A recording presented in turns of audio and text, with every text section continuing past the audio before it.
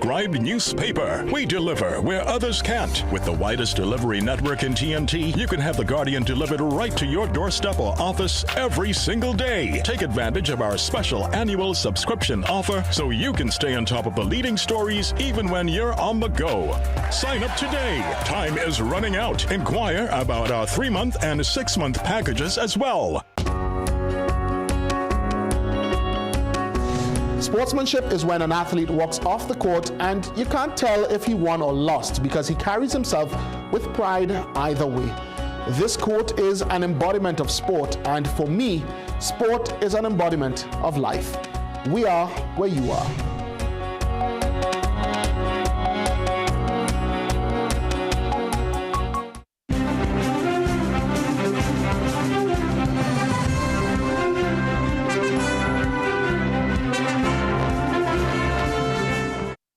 Good morning, I'm Ryan Beatty with headline news on CNC3 and the TBC radio network. Businessman Dominic Hadid and his wife Genevieve will remain behind bars after failing in their bid to secure release while they challenge their detention over an alleged plot to assassinate government officials.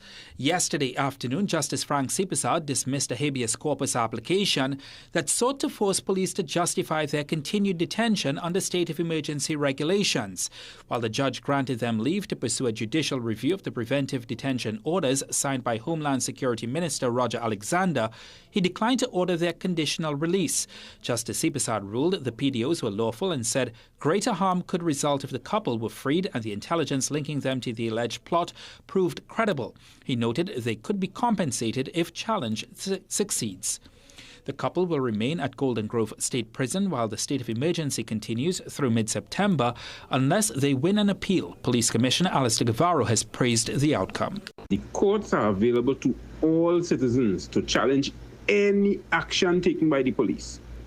And in this particular case, such a challenge was pursued and judicially determined. Meanwhile, PNM Deputy Leader Sanjeev Boodoo says while he respects the High Court's ruling, he maintains the case raises broader concerns about what he describes as the government's abuse of executive detention powers. Boodoo told CNC3 News his criticism is not directed at the Hadid's case specifically, but at what he believes is the growing use of preventive detention orders to hold citizens without charge for extended periods. Boodoo claims the government should be held accountable for what he says are hundreds of detentions carried out without criminal charges being laid, and questioned whether the public is comfortable with a system that allows a minister to sign a single document authorizing a person's detention. He also challenged the government to explain why it is relying on executive detention powers instead of allowing the Trinidad and Tobago Police Service to investigate, arrest and prosecute suspects through the normal criminal justice process. Former Police Commissioner Gary Griffith is calling for changes to Trinidad and Tobago's preventive detention order process. Griffith says the law should require the Commissioner of Police to certify intelligence before anyone can be detained. Griffith explains that his concern is not with the current government, but with what he described as weaknesses in the law that could be abused by future administrations. He argues that intelligence used to justify detentions should be independently verified by the Commissioner of Police rather than relying solely on information presented to the Homeland Security Minister. Griffith is proposing that only the Commissioner of Police should be able to formally recommend a PDO after determining there is a genuine and immediate threat to national security or public safety. Stay tuned for another news update at the top of the hour and for comprehensive coverage in our midday news and major newscast at 7 p.m. on CNC3.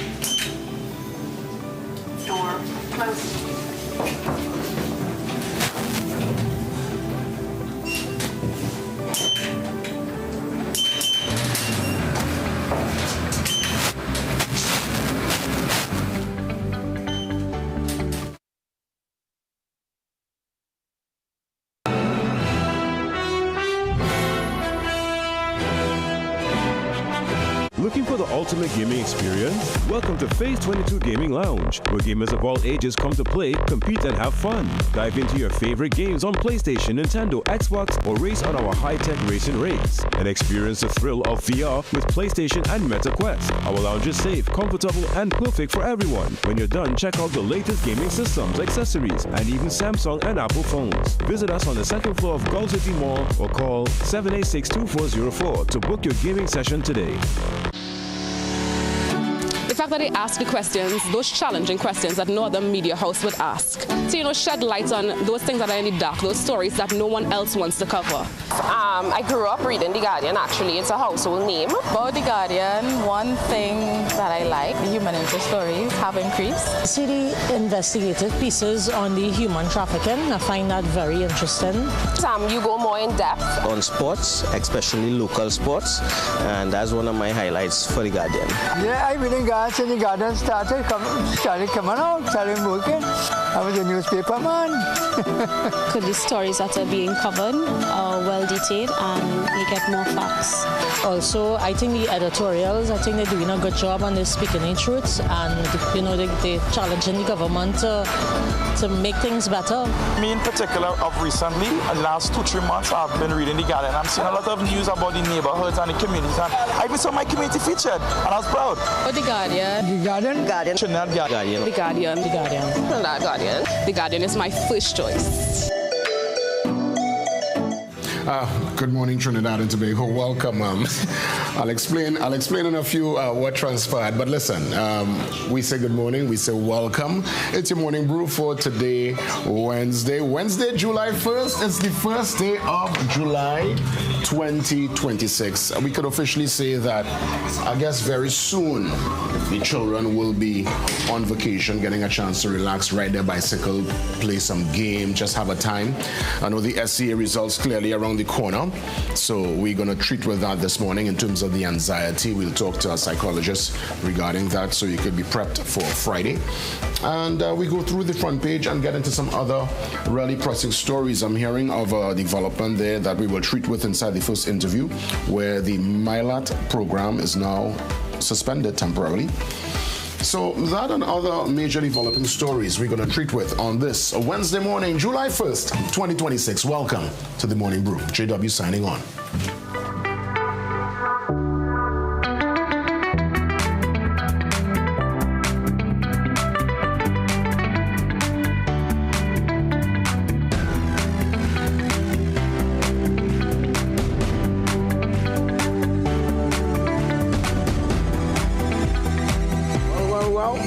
Good morning, Trinidad and Tobago. Today, Wednesday, the 1st of July, stepping in with passion, with purpose, feeling good about this new month. Of course, June is over. We're into July and we are ready, at least for the students, as mentioned.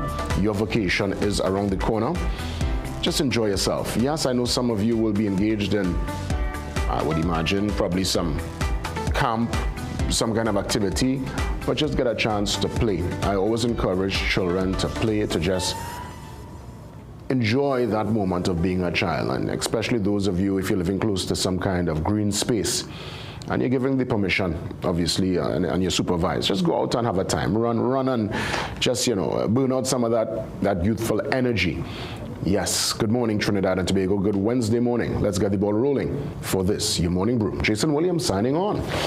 So, via the front page, as mentioned, the government announces temporary suspension of the MILAT program.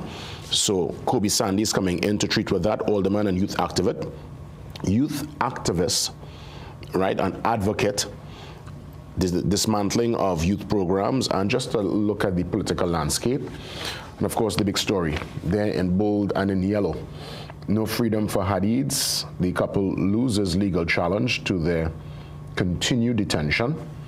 COP says court's decision proves there are no, quote, sacred cows, end quote. That story develops more on page 5. That's a burning and hot topic. And I, just like you, we are standing by collectively to get more details. Of course, the charge from what we're hearing, conspiracy. Obviously, I guess this will have to go if it's to go beyond this particular detention to the DPP to see if there are grounds to lay charges. And I guess it will be before the full, I guess, the purview of the court and due process will have to take place. So again, major story, major development, that and more. In terms of the story itself, you can read on page 5. And also, via the front page this morning, for those who love the breakfast shed, the court stepped in and the High Court rules breakfast shed can remain open. That story is actually on page 9. Page 8 takes us to the NGC development. NGC gives its side on the Methanex gas price dispute. And on the front page, for all those football lovers, you can see hands in the air, and all smiles, the French connection. Fans gathered at the Sip on the Avenue. That's right, Sip on the Avenue, obviously on the Avenue, to take in the game yesterday with France and Sweden, where Sweden did not stand a chance. France, they're firing on all cylinders. Olise, Dembele, Bakola, Mbappe. What a team. They look unstoppable, and it's going to take something really special to beat France and to knock them out of this tournament. And that takes us to the back page, actually, with some action there. 2 Arsenal teammates, but of course from different countries, and the squaring off. Gyökeres there and Saliba, on the field. You can see all stretched, everybody. I mean, listen, Sweden really tried their best. They had some chances, actually. They had a couple looks, but they could not get over the line. France was too strong, too creative, too powerful, too clinical. And that's how they're playing. They've played from the very first game, and Mbappe would have scored yet again 2 goals to take them to the 3-0 victory yesterday. Also victories for Mexico, host country. Ecuador didn't stand a chance. Mexico, they were firing also on all cylinders yesterday. Also Norway were able to pull off a big win, very late, left it late, and they continue to march on in this World Cup. I'll let you know what's happening via the games today, later on in the program, and via the cricket, because the World Cup cricket, Women's World Cup, T20 cricket is also going on, and the Windies would have been humbled by the Aussies. That story here inside your sports page. Check out page 38 for more. Matter of fact, yeah, page 38. You're getting that particular, that particular development, and the Aussies would have kicked us out at the semi-final stage. So there's lots happening via sport. Another big international sporting development, LeBron James. He has opted to end his career somewhere else. He's not going to be part of the LA Lakers anymore. He made that decision. At least that was told to the basketball fans globally yesterday. It's going to be, I think, his 20th. Listen, the man, I think it's his 21st. Listen, the man has been playing for a long, long time. Really long career, still at one of the highest levels. So he's going to end his career, I'm sure, soon, but it's not going to be in Los Angeles with the Lakers. Let's head to the brief on this Wednesday morning. Trinity student studying social work gets the Senate scholarship. Yes, that's right. She is Trini doing her thing, representing, and she got the academic scholarship for year 2025-2026. Also, I'm seeing some disappointed German fans here reacting to the Germans being sent home. And you can see the room, a far contrast to what you're seeing on the front page with the French fans. The Germans were stunned. Many could not anticipate or did not imagine that Germany, 4-time champions, the mighty Germans, could have gone home so early in this tournament, just in the round of 32 by, of all people, Paraguay. So it goes to show who wants it on the day, and you have to take your chances. Many will debate that the goal that was scored in extra time should have been allowed, the headed goal by, I believe, Tar, who eventually come and missed the penalty that knocked them out of the tournament. So the game could be very cruel at times. It's a beautiful game, but it could really break hearts, and it's a hard luck there for the German fans. Let's get ready for the first pause, and we come back and touch base, as mentioned, with Kobe Sandy, alderman and youth advocate, to treat with the dismantling of youth programs and also this development with the temporary, again, temporary being the important word here, suspension of the MILAT program. Kobe Sandy joins me next.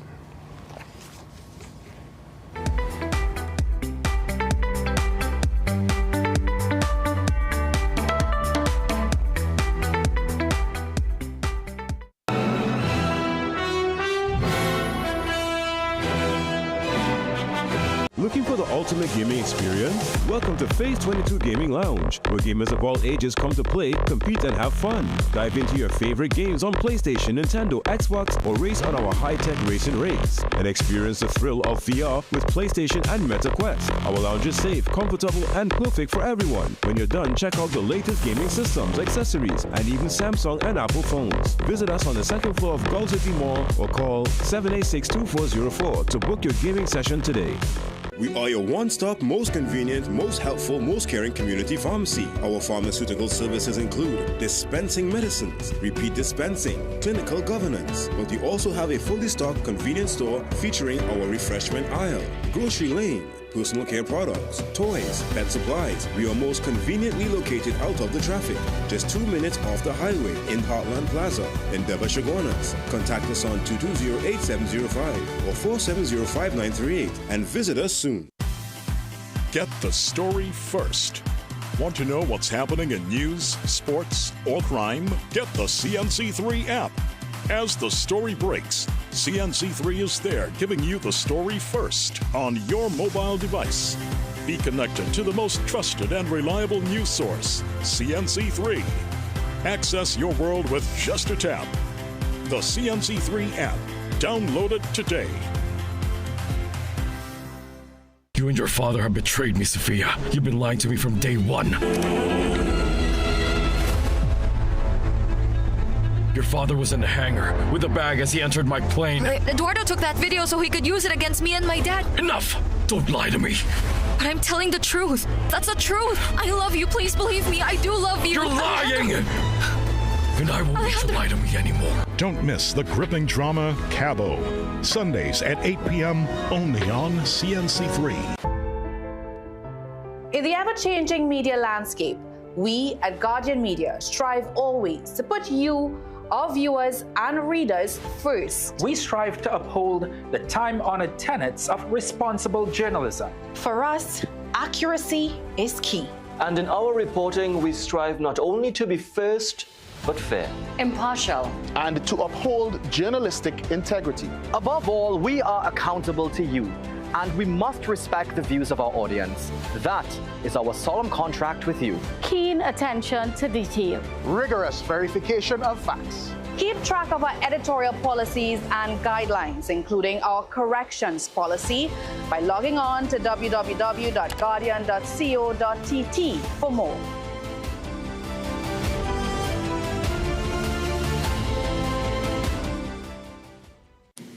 Some of us like to test limits, but there won't always be second chances. Obey the speed limits. Maybe you don't value your life, but others value theirs.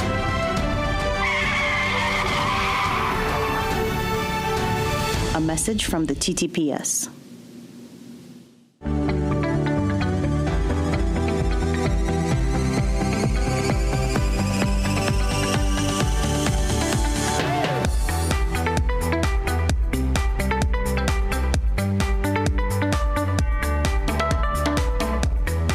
Alderman and youth advocate Kobe Sandy joins me on the Zoom line this morning to treat with the dismantling of some youth programs. Of course, this particular development hot off the news that the MILAT program is going to be suspended. Again, keyword here, suspended, and I'll go through some of what Akash Samaru, our lead editor, who deals with the politics, what he would have put forward here in The Guardian on page 4. He says, Defense Minister Wayne Sturge says the MILAT program has not been closed but temporarily suspended as the government reviews its financial viability.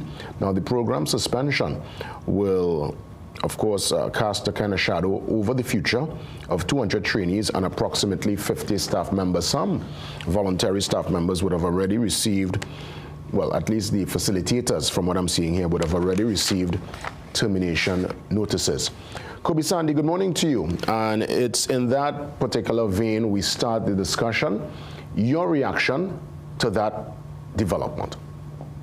Absolute disgusting, quite frankly, Jason. I think this latest development is the final dagger in the heart of youth developers in this country.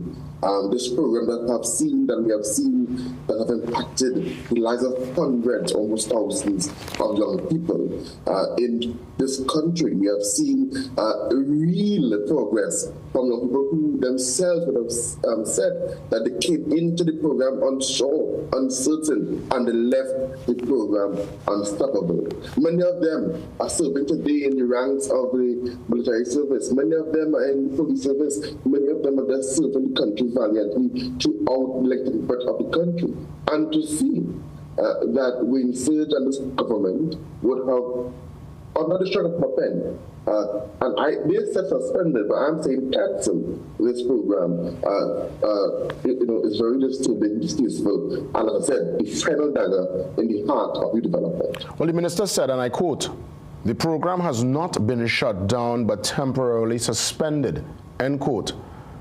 You pay no mind to that statement? You don't believe what the minister says? Yes, most certainly, because the first thing, now, if we go to practice and the president of this government and so on for the past year, the first thing that they would have done last year was shut down the CCC program, which is a similar construct of MILAT. And they said, Wayne Surge said, that it is a temporary shutdown and it will reopen.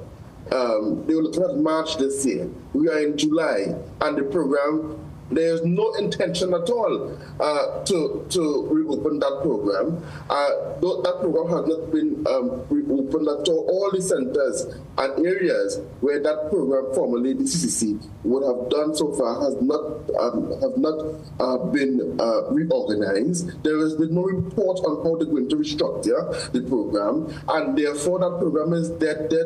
Similarly, that when I heard Wayne say that they're going to just temporary suspension, I just laughed because I knew that it is a way for them to say it's not being cancelled, it's being restructured.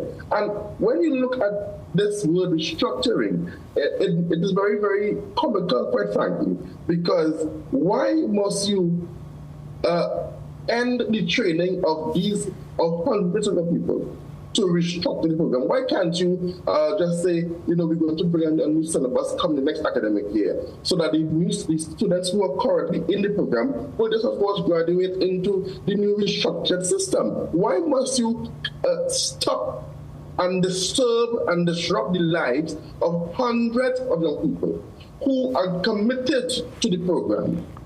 Well, to just say we're going to suspend. Well, the government is saying that they want to review its financial viability. And just for the broader discussion, I'm going to ask a question, and I want you to elaborate, because many who might support this will ask people like yourself, those who are involved and probably understand the workings and the dynamics of programs like this, as to what's the return on investment in such a program. So I want you to answer that directly. What is the return on the investment? Because they're looking at this through a financial lens. The reason for the suspension is to review its financial viability. So when we bring finance into discussion, the natural question is, what's the return on investment for a program like MILAT?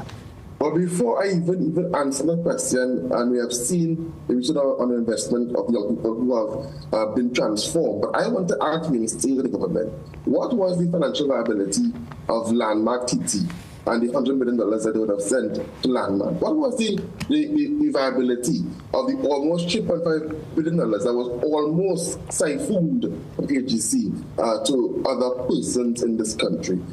I want to ask the government that question before they could want to cast aspersion on the MILAT program or other youth programs. But Jason, essentially, we have seen time and time again that of the hundreds of young people, now Mylat has a 90% pass rate in CXC.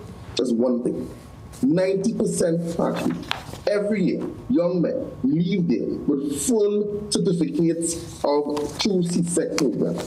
And those students are able to have a full academic certificate and are able to be matriculated properly in society to become productive citizens. That alone is the return of investment in terms of the program providing strategic academic support for these trainees, while also constructing and reconstructing their behavioral tendencies. Many of these young people, young men rather, from communities that are, considered, vulnerable, from vulnerable families, and might have normally or naturally gone into the life cycle of criminal activity.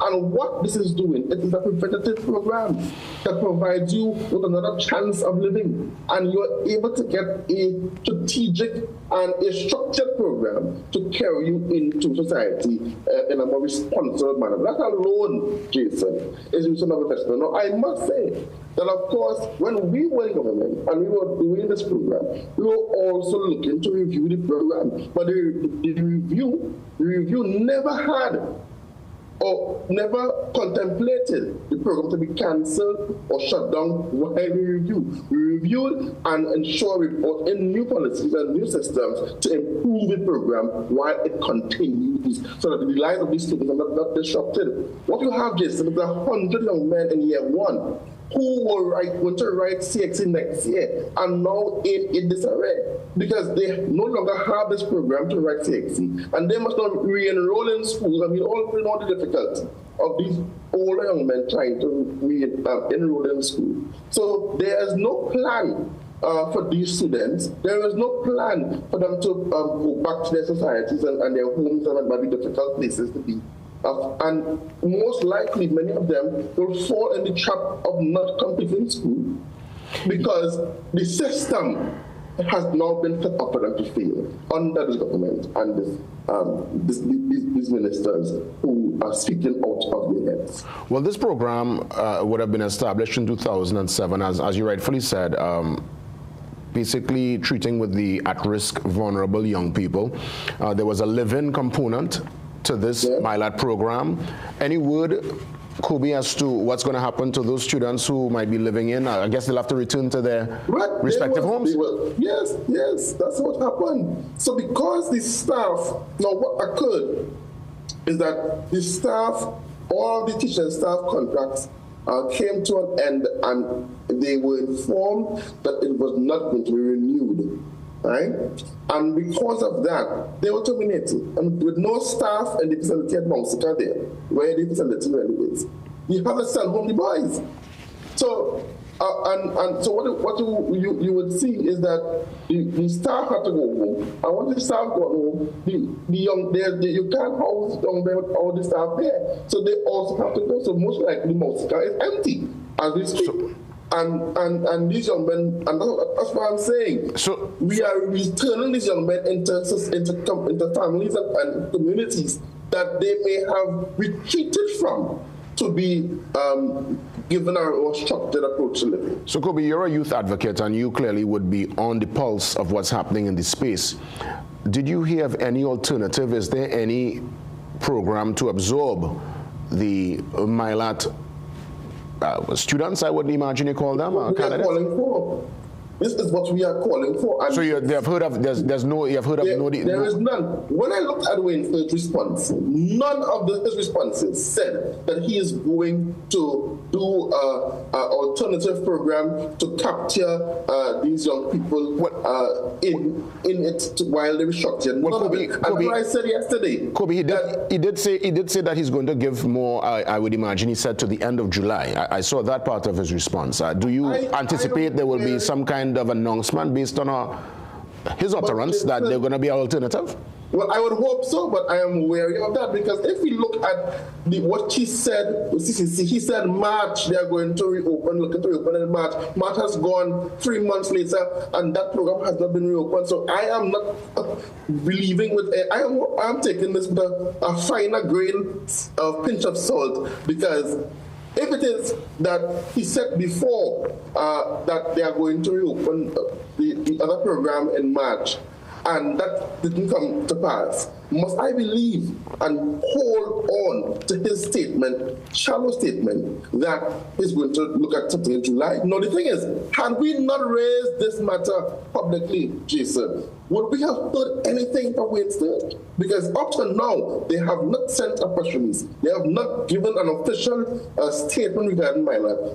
Only because of public outrage, we have seen a response from them. So I am not holding anything with regards to Wayne State and what the government says that they will do with youth involved. In the current climate, as a youth advocate, are you, well, I mean, clearly I could hear your passion. I know that you're heartbroken, but do you see any kind of silver lining? I mean, what's your sense of optimism? What are you holding on to at this point in time based on the current reality, Kobe Sandy? All I can hold on to is to encourage other young advocates and other civil organizations to let us fill in the gap in terms of reaching out to our young people who need our support. I have attended so far in Point 14 over 7 graduations. Now I'm actually going to one today. And I have spoken to all of them. And all of them, I remind the parents, guardians, and teachers that we need to be those that enable young people to become what they want to become. It is our responsibility to invest in them and to believe in their dreams so that they can become the citizens that they would like to do and what they want to become. We hone their skills and develop them so that they can become productive citizens. And it's our responsibility. So I am going to be calling on the national community, civil society, the churches, the community, other family members. The government is not supporting young people, not supporting youth development. But it is our responsibility as fellow human, as fellow adults, to be there and be the bridge that will, of course, carry our young people from one place to a higher version of themselves that they so designed to be. So that is what my call and my hope it really is for the community to step in this matter. Kobe, let's be frank and let me ask you directly. Do you think dirty politics is at play here? Because I go back to some of the programs that would have been established, programs like Hoist, Amplify, amazing programs where I would have seen people engaged, getting a chance to get a taste, wet their feet as it were. In the industries, yes. In their particular vocation, and all that would have been cancelled. And I'm trying to figure out, were they cancelled? Do you think they were cancelled because it was done under a PNM administration who's now sitting on opposition bench, and clearly there's a new administration on board? And again, we have seen this dirty game play on both sides, because there are many times where even under the UNC, certain programs, we could go back to the DB University, that would have been started. It was left to rot under the PNM administration. So both play this unfortunate, wicked politics that I'm treating with at this point in time. Do you see this as totally dirty politics within the sphere?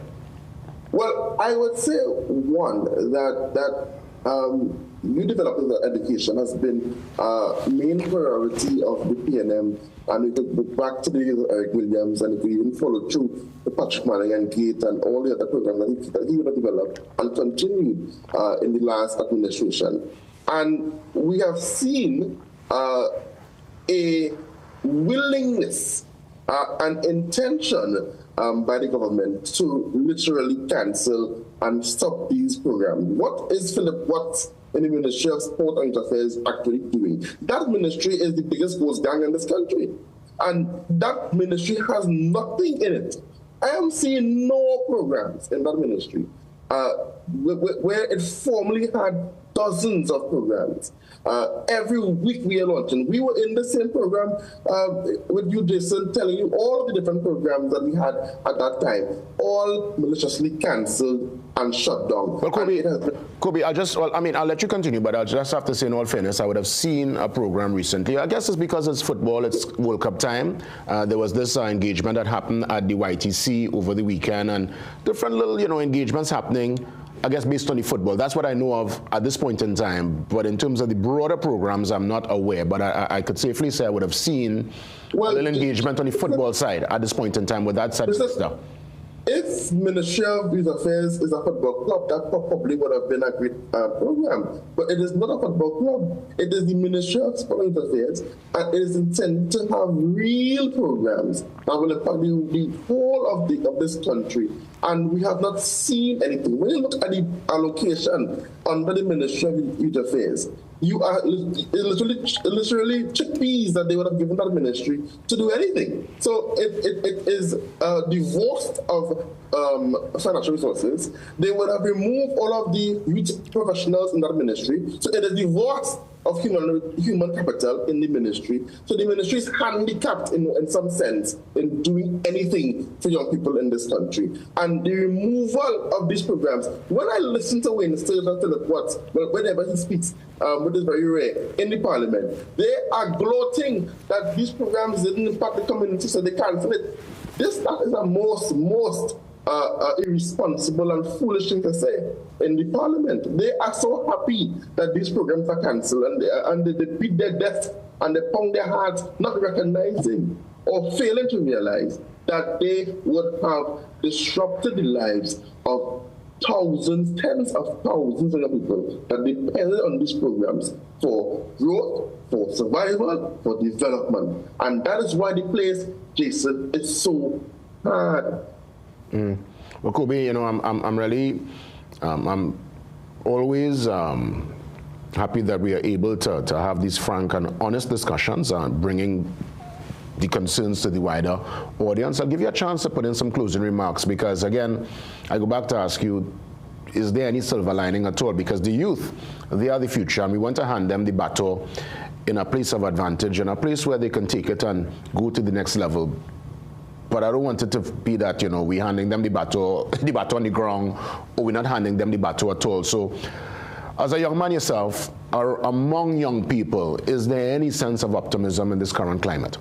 I go back to that question. There is no optimism. There is no hope.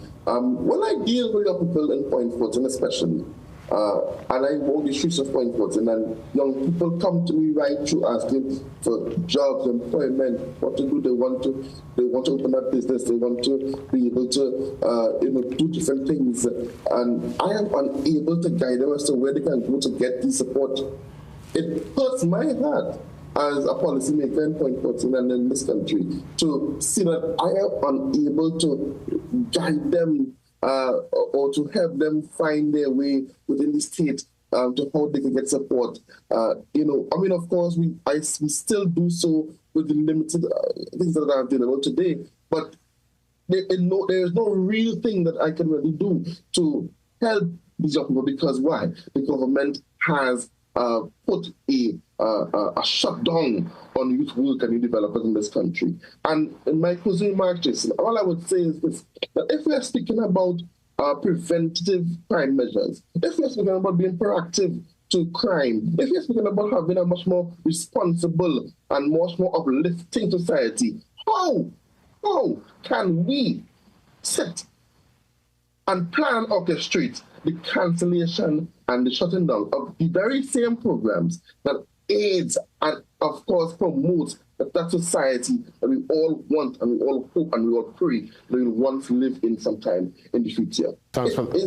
It is, for me, unimaginable, and I really hope that good sense will prevail in some time to come. Thanks for that, Kobe. As we look to wrap things up, it would be remiss of me not to ask your take on Balize House now being in the public domain and almost a concerted and strategic approach to tackle P&M financiers and to question, I guess, the resources that would have done the renovations on Balize House. I know that you're a man in the fabric of the People's National Movement. So just to really get your take on that development that's playing out in the public domain, Balize House and more so the financiers. And more, I'm hearing that there might be this talk of a seizure of the space. Well, all I would say, one, is that I would leave the political leadership of the party who will make a pronouncement on that in the not too distant future, and who are much more qualified than me to pronounce on that. All I will say is that time is indeed longer than time. in terms of the wickedness of this government. So I would leave that for my superiors in our distinguished, long-standing civil party to comment on that matter. Well, Kobe, as always, sincere thanks. Have a great one, and we will touch base soon. All the best. Yeah. Kobe Sandy there, alderman in the Point Fortin Borough Council and youth advocate, touching base, treating with the dismantling. Of course, totally avoiding that was a I can say rehearsed. You throw a curveball and you know he played down there. He says he's going to leave that particular question to the political leader, and I guess rightfully so. If I get the opportunity to touch base with the opposition leader, I want to get some details concerning that development, because that's a breaking story, and I guess it's to see where that one goes. Up next, we get ready to touch base. Obviously, the results are around the corner. A matter of fact, it's Thursday. I thought it was Friday. It's Thursday. So, managing SEA anxiety. That discussion with Mr. Idris Hussein next.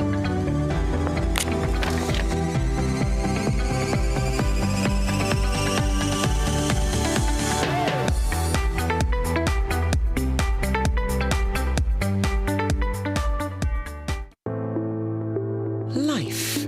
What a wonderful journey we're on. Each stage is unique. And at Tata Life, we not only understand, but also appreciate that you'll have different needs at different times. So trust us to protect you and yours with our comprehensive range of financial planning solutions to ensure that you never, ever have to worry. To learn more, contact a Tata Life advisor or visit tatalife.co.tt today. For the many stages of your life, Tata Life, a member of the Answer McCall Group.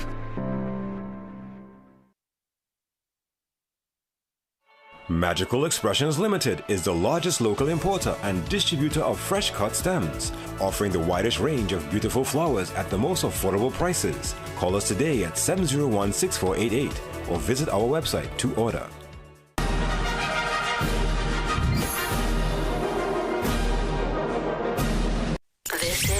This is more than just music. This is where you find the best of TNT. This is more than just a vibe. This is where Bollywood gets a twist.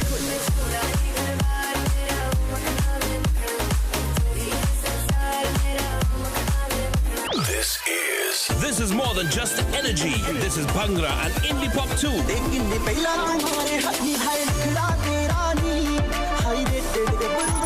This is the mix. This is the life. Lock on or log on now. Sangeet 106.1 FM. This is authentic East Indian radio. This is us. Tune in to Betterments with host Bass, Monday through Thursday, 12 p.m. to 3 p.m. for a program that educates and is solution-based. Bass tackles the issues that matter to you, providing a platform to speak your mind and find solutions. That's Betterments with Bass, with a focus on education and resolution. This is all about making things better for you. So if you want to make a difference and have your voice heard, tune into Freedom 106.5 FM and join us for Betterments with Bass, Monday through Thursday from 12 p.m. to 3 p.m. Better for you. Only on Freedom 106.5 FM, where we believe that your voice matters.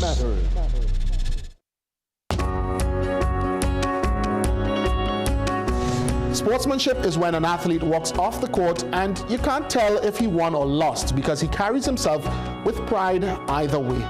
This quote is an embodiment of sport, and for me, sport is an embodiment of life. We are where you are.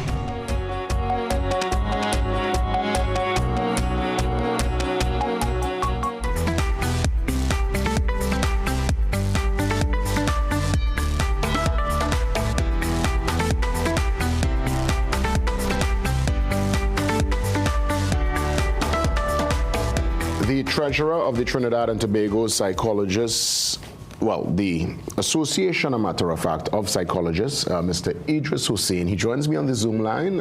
Idris, so great to see you. I want to thank you for the time, and I look forward to the great advice, not only for myself and the audience, but really the parents and the students standing by for the results tomorrow. Yes, Idris, great to see you. Good morning.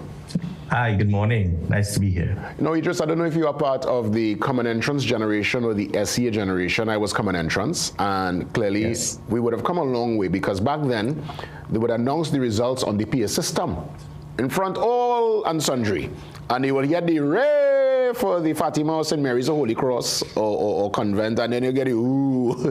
Back then it would have been for junior second probably just radio silence, right? But we've come a long way, and it's a little more measured now, but I know there is still much more to be done. Walk me through some of the do's and don'ts for tomorrow when it comes down to results day. Let's start with the parents. Yes, sure. First of all, I'd like to let you know that feeling anxious is completely normal, right? Because anxiety is your body's response to trying to cope with something that is not certain, right? So first of all, with the parents, a lot of parents do feel more anxious, even probably more anxious than their children, right? And children as well would pick up on the adults' emotions as well. They feed off of that energy, right? They could feel it. They do. And so it's important for adults to remain calm as well, you know, and, you know, to make the child feel safe in that environment as well, so that they could be emotionally regulated. All right. So parents now, obviously, they set the tone, so you want them to stay calm. Now the children, as you rightfully said, they could feed off of the energy. They go now, they get the results. I want to stay with the parents before I go to the children, because if it's something I remembered and I observed when I went to get results with my son when he did SCA. What's the protocol? Because I'm seeing where some parents asking other parents, well, how did the child do? And there are some parents who are they don't want to answer. They you know, some parents are very boastful in the moment. Hey, well, the boy or the girl passed for XYZ, and some other parents who the child might not have, you know, not the first choice. So the interaction and the energy and the chemistry seems to be very weird sometimes. What's your advice when it comes to that kind of conversation within the school compound or even after? Yeah, sure. So one of the things I would like to advise parents is to avoid certain things, like saying you have to get certain results or don't disappoint us, right? You know, it's things like everybody expects you to do this, you know. Instead, you can say something like, you know, we're proud of you, of the effort that you've put in, you know. We love you regardless of the results, you know, or we'll handle this together is a big one, right? Keeping the expectations realistic is important as well, right? What we have to understand is every child has unique strengths, right? Comparing children only increases the stress that a child has to perform, right? And celebrate the effort as well, the persistence and the growth, not just outcomes, right? If disappointment or anything adverse happens, right, allow children to feel what they're feeling as well, right? Don't minimize children's feelings, right? Don't say that it's nothing, right? Listen to what is being heard, right? Listen to what the child is saying. Comfort the child before just trying to problem solve as well, right? And then start beginning to discuss options if necessary, right? Watch your language as well. Parents will say things like, you failed, you know, use things like, this wasn't the outcome we hoped for, but let's work forward from here. Let's talk about that, right? Avoid language as well that would, you know, shape children as well, you know, into being an ideology or being a core trauma as well, as we would say. If there are tears tomorrow, what should be the parents' first response to their child if the child really just, you know, they're kind of disappointed in themselves? So we are going to deal with that heavy part first, and then we'll deal with the fun and the uplifting part. But let's say there's a heavy moment, the child is in tears. What should be the parents' first response? Well, the parents' first response is to understand that you still, while trying to cope with their emotions, teach the child resilience. So understand that success is wonderful, but disappointment as well is survivable. And that's something they need to keep in mind to be able to instill in the child's mind as well too. And resilience is built by learning how to recover from setbacks, not by having no setbacks or no adversity at all. Excellent. Now, on the flip side, the child does well, first choice out the park, top tier. There's some parents, obviously there's a sense of pride, you want to celebrate the child. But is there a line that one shouldn't cross? Is there a way the celebration could go overboard? And I go back to what I mentioned where there are parents who are asking other parents in the space, well, how did the child do? Asking about their particular child. And there's some parents in that moment, the interaction becomes very, because that's what I remember I noticed. I didn't ask a question, but I was looking at observing the interaction of other parents who was, well, how the girl do, how the boy do? And the other parent, like, and you know, they're walking off. And I say, wow, these are things nobody prepared. You're not prepared for these moments. These things happen in the moment, and it's only when you're in it you recognize sometimes the interaction, or you didn't read. Some parents don't read the room and read the emotion of the space. What's your advice when it comes to those who celebrate the victory, as it were? Yeah, so celebration is extremely important as well because it is a success, but at the same time, we don't want to compare the children. We would want to try to remember to be mindful of other parents, other children, and what they may be going through as well too. One of the key things I want to put forward here is that this exam, right, should not measure a child's character or kindness or creativity, right? Their emotional intelligence, their leadership skills, you know, their determination or their future successes, right? So, and the thing is, I want parents to remember that so that they can remember that even when you're celebrating your child as well, you can look at others and understand that, okay, let me be cautious, let me be careful. And as you correctly said, you know, read the room, look and see, and be careful, right? You know, a lot of times we want to celebrate right away, you know, with our peers and all of this. But as we were talking with adults as well too, I think that's something that you need to also be careful as to in the privacy of the family environment. You tend to try to ask those questions rather than ask it in front of everyone, and that's something that's normalized. We do that a lot, you know. We parents tend to want to ask the other children right away, how did you do? You know, what did you do? And that's something that I think that you need to refrain from because you want to have it within the immediate family, and an initial response to those results is something that you want the children's family, the close circle to deal with at that initial stage. You know, in the social media era, when we got results, more or less we would call family and friends. Now parents will post, put it up. I guess, you know, that's the world we're in, and we all get excited when we see the likes and the comments, glowing comments. I would imagine that's part and parcel of the modern times we're in right now. I mean, no issue in that regard, right?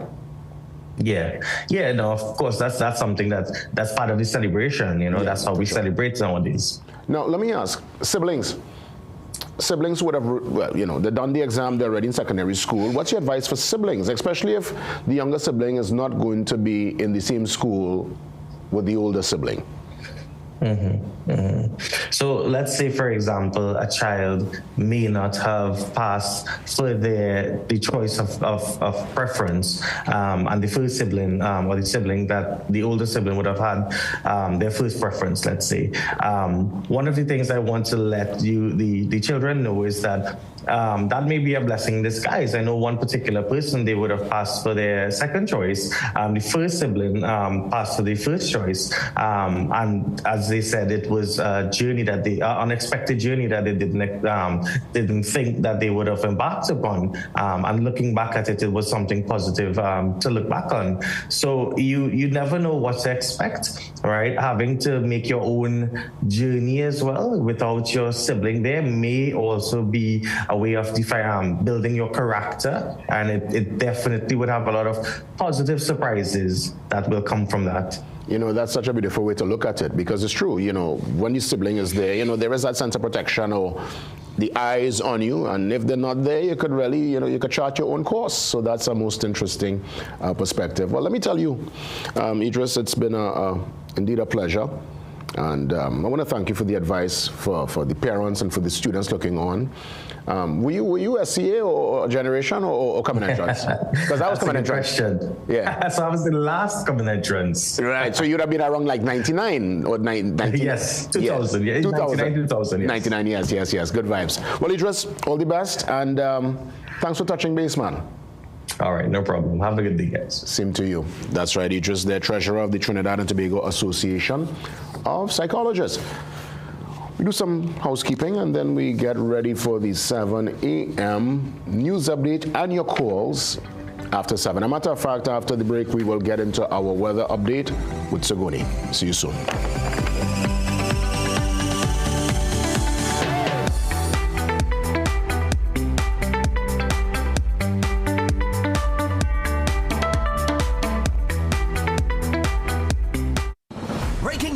Something serious is sweeping the nation. Get seriously supersized savings on textiles, home goods, and much more in Jimmy Abood's Super Serious July Sale. Shop now at Jimmy Abood in Barataria and Port of Spain. You can make your goals unfold, go get it. You can live your dream, join the team, let's do this. You can get the help you need to succeed with Rand Credit Union. You can believe that you can achieve. Big goals, small ones too. Rand Credit Union, we've got you. No more waiting, that won't do. Make someday today. One life, so make it good. Live the way you know you should. With Rand Credit Union, yes you could. Make someday today. Live your best life today with Rand Credit Union. Get ready for the biggest business-to-business event of the year. The Trade and Investment Convention, July 9th to 11th at the Center of Excellence. Connect with buyers, distributors, and decision makers from around the world. Register today at www.ttma.com/TIC. Dress code in effect for business days with park and ride services available. Trade, invest, connect with the Trade and Investment Convention 2026.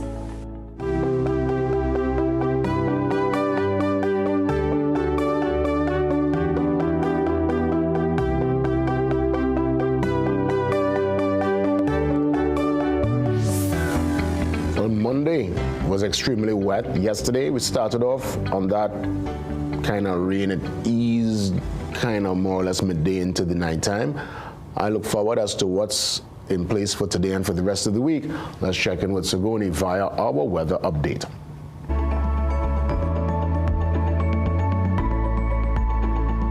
Hi there, I'm Sigoni Mohammed with your daily dose of weather. The first day of July is shaping up to be a warm day as an Atlantic high-pressure system is the dominant weather feature across the region, and that's going to be keeping conditions at this time generally fair and sunny for most of the islands. But the big player here is a moderate concentration of Saharan dust, which is present across the island chain, and what we're seeing is that it's going to be keeping skies a little hazy. So if you're sensitive to changes in air quality, particularly those with asthma or other respiratory conditions, it's a good idea to take the necessary health precautions, especially during prolonged outdoor activities. Now for Trinidad and Tobago, we do expect plenty of sunshine, a little bit of haze coming in there as well with a brisk breeze and only the slight chance of an isolated light shower interrupting the day. Now if you are in parts of Arima, Chaguanas, and even San Fernando and you happen to get caught in a passing shower, well, it should be very brief before the sunshine quickly returns. Temperature-wise, well, it's running hot today, so you want to do your best to keep cool and stay hydrated.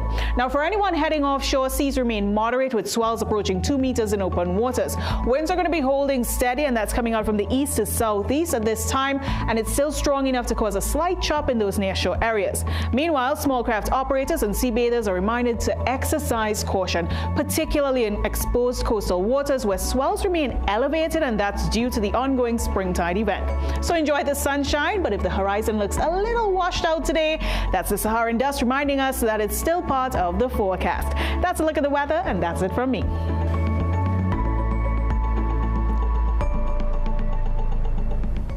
Sincere thanks, Sigoni. Weather report giving us in real time what's the particular plan of action so that we could coordinate and structure the day accordingly.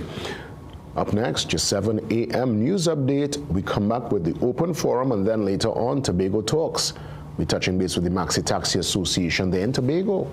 Yes, important conversation ahead. See you soon.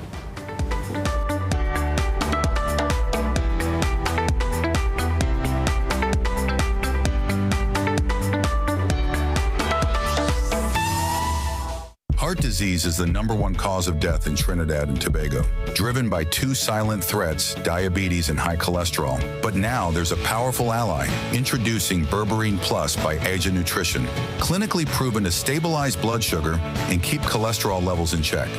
With 99.9% pure extract, you get superior absorption and real results. Available now at Pennywise and leading pharmacies nationwide. Berberine Plus. Your heart deserves better.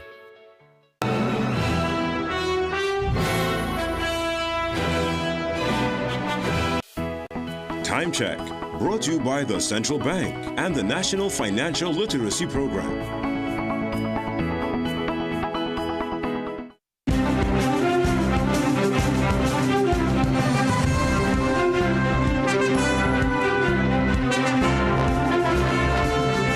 Good morning, I'm Ryan Beachy with headline news on CNC3 and the TBC Radio Network.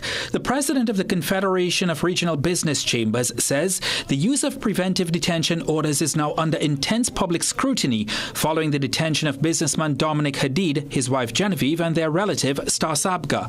Vivek Charan told CNC3's The Morning Brew that the business community supported the orders when they were used to target suspected gang members and disrupt violent crime. But he said the recent detentions have raised broader questions about how the powers are applied. You know, the whole idea of a business person being held for the conspiracy to commit murder against the government or government officials and things is one that in a sense boggles the mind. It is quite shocking. That, however, when you listen to Roger Alexander has maintained that this is not politically motivated, that we should wait and let it run its course. And at the end of the day, that is all that we can do. Like I said, the important takeaway from this is that it brings the preventive detention orders, the PDO of the SOE, now under scrutiny. Heritage Petroleum says sabotage is to blame for a hydrocarbon leak discovered yesterday along GT Road in Barrackpore. The company reports that about 6 feet of pipeline had been detached, triggering what it believes was a deliberate act. Heritage, in a statement yesterday afternoon, said it immediately activated its incident command system, deploying vacuum trucks, heavy machinery and containment booms to recover spilled oil and protect a nearby watercourse. Officials say they are engaging with residents and will conduct air quality testing as a precaution. Energy Minister Dr. Rudal Munilal believes the incident may point to something more coordinated targeting national infrastructure. This is also an act of sabotage. We have reported it to the police as well, and I understand there's a major operation taking place for the cleanup. We're on top of it by way of cleanup and all the scientific work that requires to protect the environment and private property, crops and livestock and so on.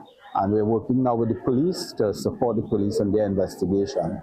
But I want to condemn that act of vandalism and theft. The breakfast shed will remain open while its legal battle with Udicot continues after the High Court ruled that an existing injunction will remain in place until a full trial in January 2027. The decision prevents any immediate eviction and allows vendors to continue operating at the historic Wrightson Road facility. The Femme du Chalet, a cooperative society which operates the breakfast shed, claims it has an equitable lease and cannot be removed through a simple notice to quit. The cooperative also argues it has paid millions of dollars over the years and disputes claims of rental arrears. Stay tuned for another news update at the top of the hour and for comprehensive coverage in our midday news and our major newscast at 7 p.m. on CNC3.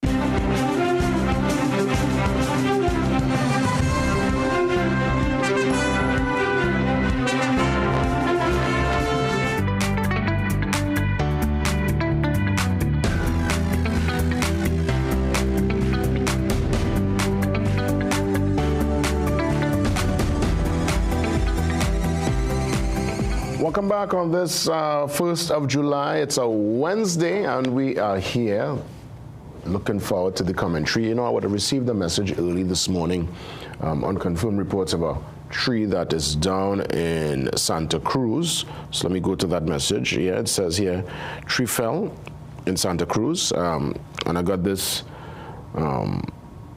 like pretty early. I received this around 5:31 this morning. So apparently a tree, I'm sure by now, I'm hoping by now it would have been cleared. All right, so let's stand by for Shogunas here, and again, I'm watching it where the tree literally is blocking the road. So if anybody in Santa Cruz could let me know what's the latest, I would love to get some details. Shogunas, good morning. Yeah, pleasant good morning, Jason. Yes, morning. Jason. Welcome. One thing I would like to say, I see a lot of things taking place in society, right, with respect to domestic violence and with respect to other things, right? To the men out there, right, let me tell you all something. To the men out there, while you seek some help, while you walk away, now I'm not saying anything bad against women, but don't let these women put all you in trouble, right? I'm reading a lot of things in the papers as we going through on the media and everything like that, right? So the men out there always step up, right? Too many times we as men, we want to work hard, kill out ourselves, slave out ourselves, right? And we say that to the wife and to the children. What we doing for us? What we doing for us, right? And when you see things go sour, now you want to kill, right? No, don't be like that, right? Well, let's step up and come out, and let's start seeing about all yourself too, right? Don't let's see about everybody else, right?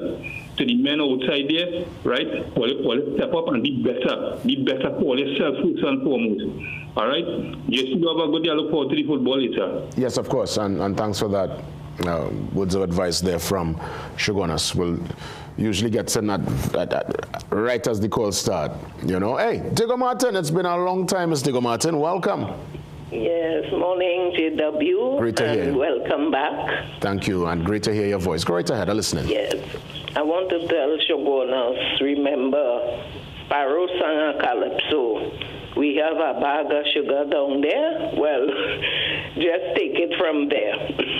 JW, I want to say to the mayor of Port of Spain, Mr. Mayor Allen, I want to thank him for bringing the information to the public and letting the public know the procedures when funds are released to a ministry, because Khadija Amin tried to see she could make him look like a fool, and she thought he would stay quiet, but he brought it to the attention. Anybody who worked in a ministry will know when funds are released, you don't get that check the same day. You can't run and cash and take out that money. There is a procedure. Right, and I'm sure Khadija Amin knows that, but she trying to put a political spin and talking about he playing politics.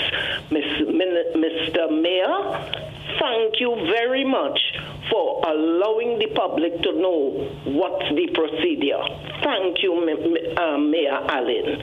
JW, have a blessed day. Reach home safe. Thank you, Diego Martin. Thank you. And that story with the mayor, a matter of fact, is here on page 9 inside today's Guardian. A full page article written by my colleague Otto Carrington, senior reporter. Santa Cruz, any reports on that tree that fell this morning? What's the latest? Support Diego Martin with her the whole question of the Shinwa Allen versus the Minister of Local Government. And I'll tell you something. I think somebody needs to advise the minister that she needs to pay attention to what she said today and what she said tomorrow. Because when the mayor of Port of Spain raised the issue about the funding, the minister responded by stating that how they have all the funds and stop playing games and pay the people. The second time around, what she said was that she had a meeting with all the mayors and the chairman, and that the Port of Spain City Corporation failed to submit their recommendation on time as such. So you're saying one thing today and something else tomorrow, and then she said that is the reason why they didn't get any money, because it had some errors. But the first time she was stating how they have the money and stop playing politics and pay the people. So I want to, like Diego Martin, to compliment the mayor for outlining the procedure, which I think that the minister doesn't know. And the last thing I would say, Jason, I do hope that you watch France yesterday and recognize France have a team play total football, and they're the most dangerous team in this World Cup football. So I hope that you jump on the bandwagon sometime say France, Spain, Brazil too. Thank you. Santa Cruz, you going already? You gone? Cool. I wanted to find out about the tree. Anybody from Santa Cruz, if you could call me, 624-8721, 627-8658.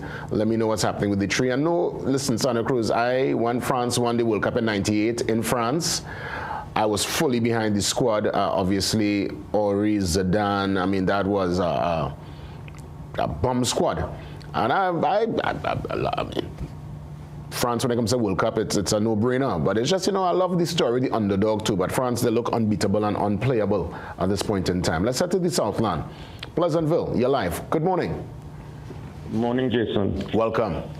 Yeah, Jason, I heard your first interview this morning there with that Kobe young man. Kobe Sandy, yeah. And a couple of things that I want to address there. That Penal David campus that you referred to, Jason, that law campus as it was pegged to be, when that was being constructed, first of all, I don't recall UWI ever requesting of us to build an additional campus in the West Indies anywhere.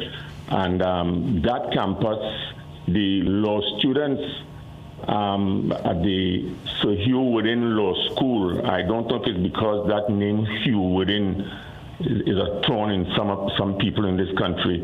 That Sir Hugh Woodin Law School said that they were not going down there, and they were having problems with that they would not be transferring to that facility.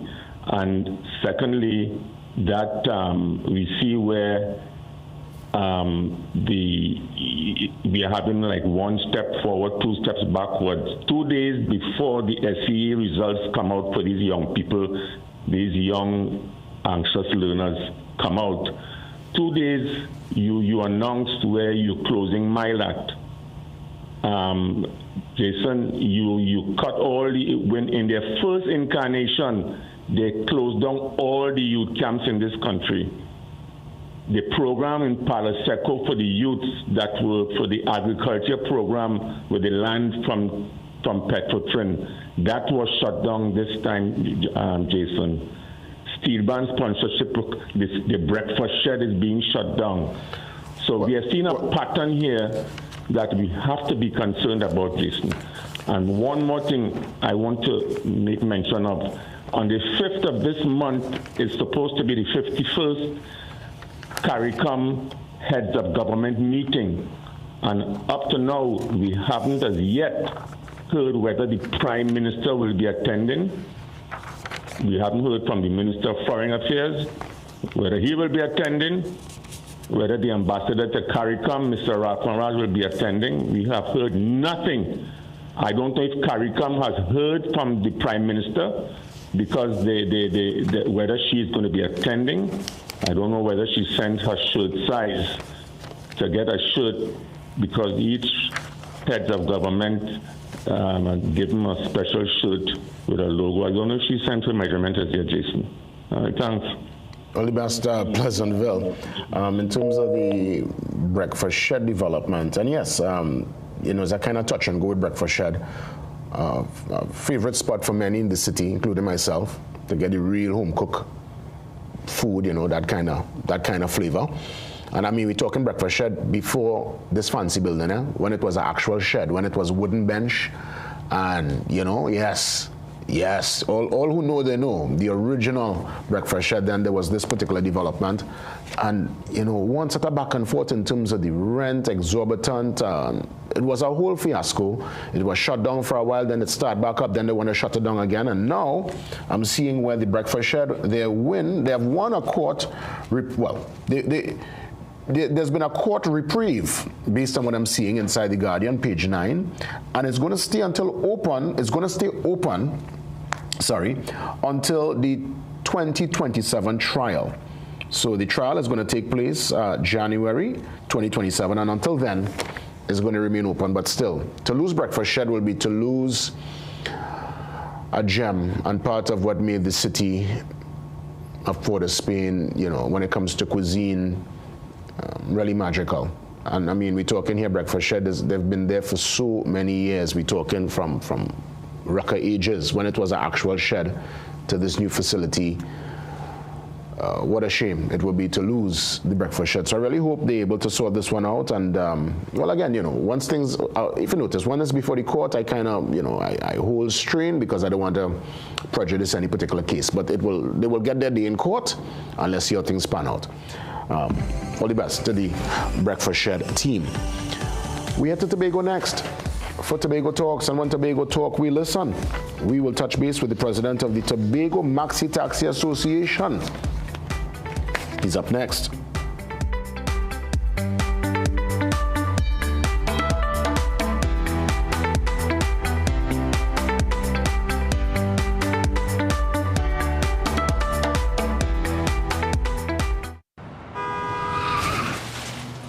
Everybody only worrying. Never ever worry. Don't mind how things looking hard.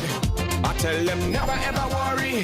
If your nice car get damaged bad, I tell them never ever worry. What I'm saying is true. So just consider Tatil is always right here for you. I tell them never ever worry. Don't mind if life make you sad. I tell them never ever worry. If your house get flooded out real bad, I tell them never ever worry. What I'm saying is true. So just consider Tatil will always be here for you. Never worry about a thing. Tatil, where people are people. You know what I mean. Things don't always go as expected. Be ready with Trinry for auto, home, business and group life. Call us at 800 Trin or visit trinry.com today. Huge insurance premium. Pay your premiums bit by bit with FlexiPay from Trinry. For more manageable auto, home and commercial insurance payments, call us at 800 Trin or visit trinry.com today. Trinry, premier insurance coverage for less.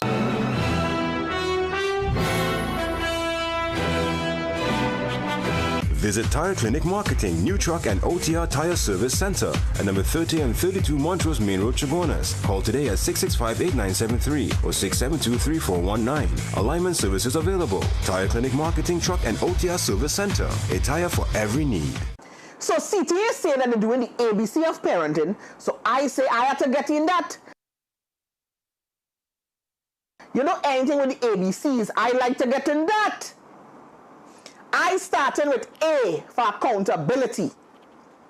So you just mash up things from a side when you get vexed, and then you surprised when you get called into the school for your child doing the same thing. Recognize that as a parent, you are one of the biggest influencers on your child's life. You have to acknowledge that your actions and choices can impact your child's development and growth. Take time to account for any consequences your actions may have on your child and always acknowledge that responsibility before saying or doing anything. Your actions speak louder than your words, but at the end of the day, do your best. Share if you found this useful and like and follow CTA's profile for more parenting tips as we go through the ABCs of parenting.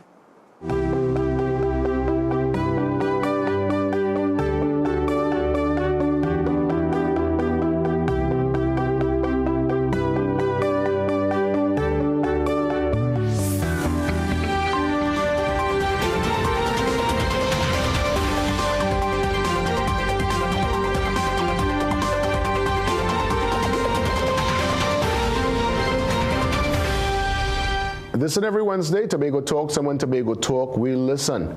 Cloyd Williams, he joins me on the Zoom line this morning, president of the Tobago Maxi Taxi Association. Mr. Williams, good morning to you and welcome. Good morning, sir. How are you? All is well. As a matter of fact, you're on the phone line this morning, and I want to say thank you so much for the time. I look forward to our discussion, a very important one, because we would have made space and time for the Maxi Taxi Association and the concerns of your colleagues who ply their trade here in Trinidad, and it's important to hear from you as it pertains to the concerns of your colleagues there in Tobago. Now, I'm seeing here where you met with Minister Zakur, Minister of Transport and Civil Aviation, and also the Secretary of Public Infrastructure and Transportation from the THA, Mrs. Charles Panton. Walk me through the tone, tenor of the meeting, and basically if there is any resolution to some of your concerns. So just walk me through the tone and tenor first of that meeting. All right, so we met with the team last Friday. Mr. Eli, Minister of Transport and Aviation, along with Ms. Panton and the team, all right? I think the meeting was good, cordial. I'm very optimistic, and the issue was transport for Tobago, and especially in respect to the cruise ship season. As you would recall, several times on this channel, I would mention the shortage of maxi taxi or transport in general for the cruise line. We still face that problem in this coming up season. We are expecting 46 calls, and most of the times it's a problem finding transportation or maxi taxi to fill or to transport these people. And transportation is very important. It's very critical to the development of any country, and in regards to Tobago. You can't have cruise line coming here and you don't have ground transport, which is very indispensable. The case before the minister is that they must provide transport, additional maxi taxi rights for Tobago. We are asking for at least maybe 25 more large maxis or maxi taxi rights for Tobago, especially for the cruise ship. And you will recall, or you know, that all the maxis in Tobago are employed in the school contract system in the Tobago House of Assembly.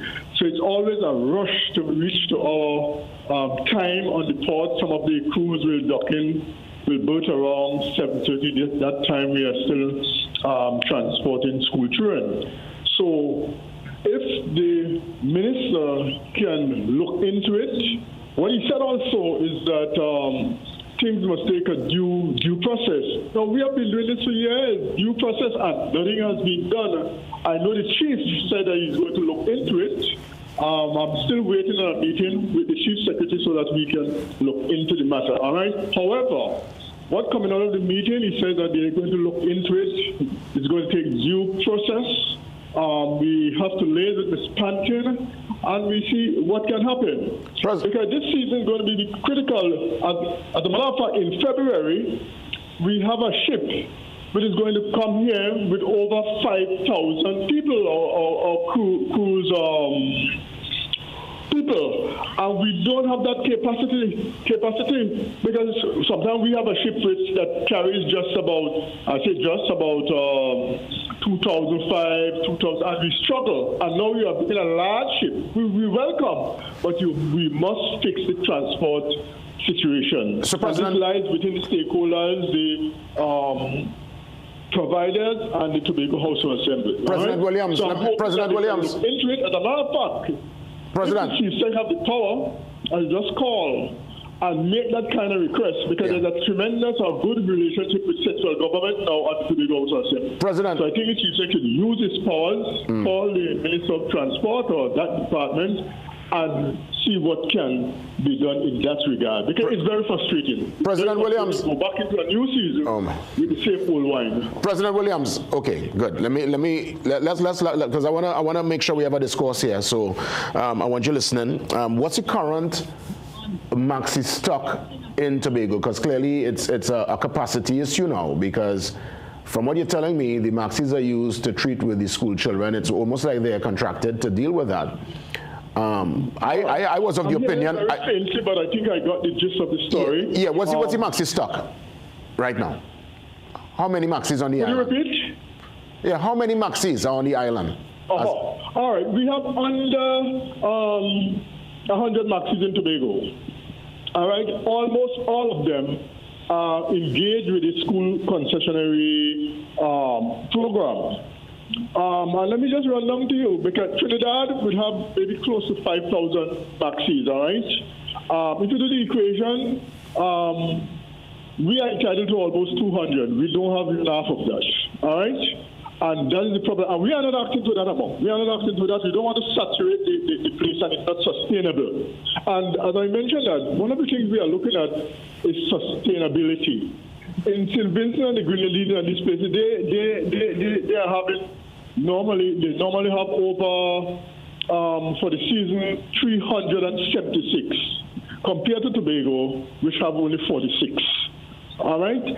So, but you see, tourism is one of the fastest growing industry in the world, and I think some attention must be placed on tourism, all right? And that's why we are appealing to the Tobago House of Assembly, or those responsible, to look into the transport situation, and especially tourism, because tourism, it covers a wide scope, and you talk about the fishermen, the people who sell on the beach, the reef boats, the tour guides, and so on, and I think some attention must be placed on tourism and transport. I remember somebody in the Tobago House of Assembly before this regime said that the tourism department is only facilitators. The THA, we cannot look at the tourism department as facilitators. They must be part of the whole system, not just facilitate. If something goes wrong, it's Tobago and the destination, and not the incoming tour operators. So you can't just facilitate. You have to be part and parcel of the whole system. Yeah. President Williams, let me ask, do you represent the maxis with the blue band, or all maxis on the island? Because I'm trying to figure out here, to take up the slack, especially when it's a big arrival with the 1,000 that you mentioned that are coming in February. Could, let's say, the maxis without the bands, just the bus, the minibus, could they pick up the slack? Who do you represent? All the maxis on the island, or just the blue band maxi taxis? There are two providers in Tobago. The Tobago Maxi Taxi Association, and they have Transmac, all right? And we are supposed to provide 50% each of the transport in whatever it is in regard to tourism. But we work in collaboration together. All right? And it's important to note also, as you ask the question, that ship that is coming with over 5,000 people, it's on a Saturday, and we have a little challenge there where most of quite a number of the members honor the religious commitment in terms of the church and so on. And so it's important to note that what normally happens, that we will ask some of the buses from the Tobago House of Assembly, the white buses, like from health and education and tourism, to fill the gap, but that is just about 4 or 5 buses, and it cannot sufficiently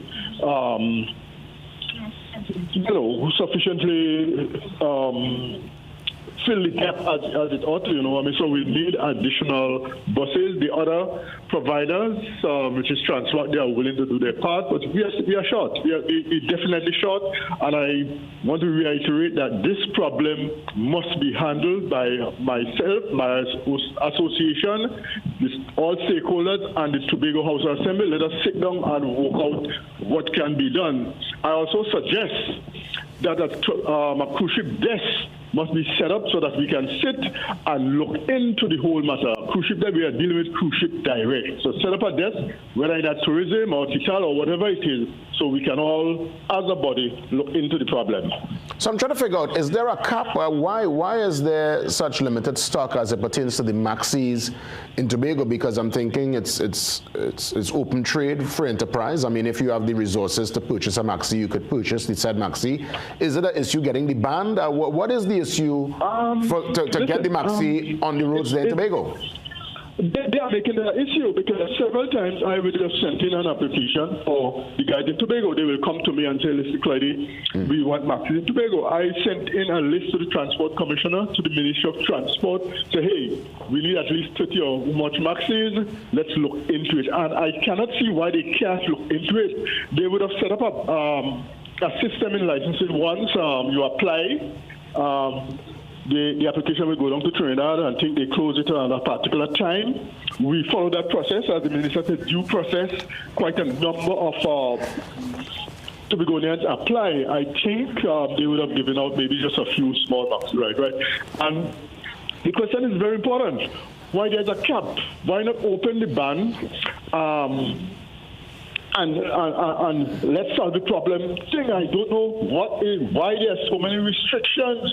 And I said before, Trinidad has close to 5,000 maxis. Tobago with 65 or 60,000 people. We don't have 100 maxis. Why not meet with us as drivers? Say, hey, let's look into the matter. Tom Jones wants a maxi. He's ready. Give the man the ban. And I am very frustrated with this whole thing. So I'm saying that remove the cap and let's look into it and go down the road. Yeah, I want to thank you, because, I mean, that is such important information. I had no idea that most of the maxis would have been engaged in the school program, dropping students off. I'm thinking probably, is it that the taxis take up the slack when there's a big arrival? Obviously, no, I know. It's very difficult. The taxis can only carry about 4. You need the maxis that carry 24, 25, and then you must put a tour guide on the maxi. The taxis can't have a tour guide. There are tour buses to carry people from different parts of Tobago. Well, I mean, I would imagine the taximan. Seaside, rainforest. I mean, waterfall and so I would imagine the taximan will go his island. Operators advertise, go on to, and they advertise for maxis or small buses or coach or whatever it is. Not really. The taxi have a part to play in terms of the freelance. People come out, they want a 4-seater taxi to go, But President, let me ask you. President, I would imagine the taximan from Tobago would know the island. I can't see why a taximan will not be a good tour guide to say, well, this is the waterfall and this is Pigeon Point. So I mean, I'm just kind of trying to see if everybody could live and eat. Now I agree, we need more maxis. But I'm wondering if the taxis will take up the slack. And you're quite correct, all right? Yeah. But you're talking of moving the people in tons, in hundreds, and it's a maxis. Well, of course, the taxi have a part to play. A 4-seater taxi can carry the people anyway, and the taxi drivers are qualified, so they are tour guides, and So, of course. And as you rightly say, everybody must live, but most people will come off the ship by 2s and 3s, and they want a 4-seater car to carry them around, not really a big maxi. So everybody have their part to play. Yeah. But in terms of the selling the tours on the ship, it's really the maxis. It's really the maxis that is competing, Of course, yes. Considered more or less. Yes, because I myself, when I did a cruise with my mom, But I'm hearing you faintly. I don't know, this reception is very bad here. Probably a bit faint. But I'll let you put your closing comments. But what you're saying is spot on, because I did a cruise with my mom years ago, and we did jump on our big maxi. And there was a guy on a microphone explaining everything. And it was really nice. And, we were part of a whole movement of people. All the tourists were moving. So I understand fully what you're saying. So as we wrap things up, any timeline given by the Minister and the Secretary of Transport as to if there's going to be an increase in the allocation for the maxi taxis in Tobago? No timeline was given. I will have to liaise with Ms. Fantina, as you rightly said, and Ms. Frank, in the Tobago House and Assembly that deals with transport and so on, and we see what can happen. But it's something that we have to speed up. We cannot wait until, we must be proactive to the situation. We cannot wait until November, as to say, well, listen, our ship is coming, and, so things must put in place. And I'm going to work on it as fast as possible. And probably you can call me back in the next 2-3 weeks and see where we go from there. No, definitely, President Williams. And I want to thank you for bringing that level of awareness, because I had no idea. And that's why these conversations are so important. And I want to thank you for being able to articulate the concerns and keep us posted if there is any development. Let's do a follow-up conversation in the weeks ahead. All the best, President Williams. Thank you very much for having me. I'm always available. God bless. God bless.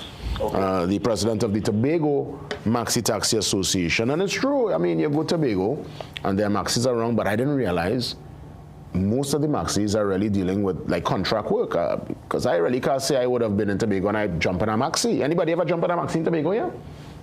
Not me. No, I mean, I know it's a blue band maxi, but I never jump in a maxi, and it's true. Most of them are contracted. Interesting. President Williams, keep us in the loop, and I guess the call is for an increase in the allocation so they can treat with the tourism product there in Tobago. Up next, well, we're going to turn sarcasm into gold. That conversation next, very important one indeed. Stand by.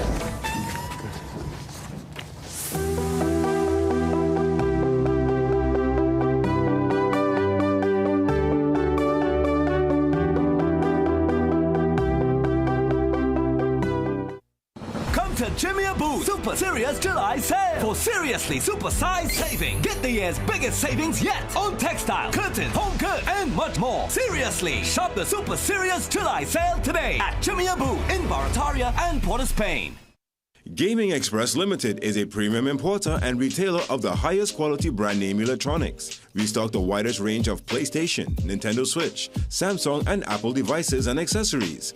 Visit us at Shop 52, Level 2, Gulf City Mall in San Fernando, or contact us by phone or WhatsApp message at 687-7480 or 301-9797 or 798-1280. Like our Facebook and Instagram pages for updates on products and services. In the ever-changing media landscape, we at Guardian Media strive always to put you, our viewers and readers, first. We strive to uphold the time-honored tenets of responsible journalism. For us, accuracy is key. And in our reporting, we strive not only to be first, but fair, impartial, and to uphold journalistic integrity. Above all, we are accountable to you, and we must respect the views of our audience. That is our solemn contract with you. Keen attention to detail, rigorous verification of facts. Keep track of our editorial policies and guidelines, including our corrections policy, by logging on to www.guardian.co.tt for more.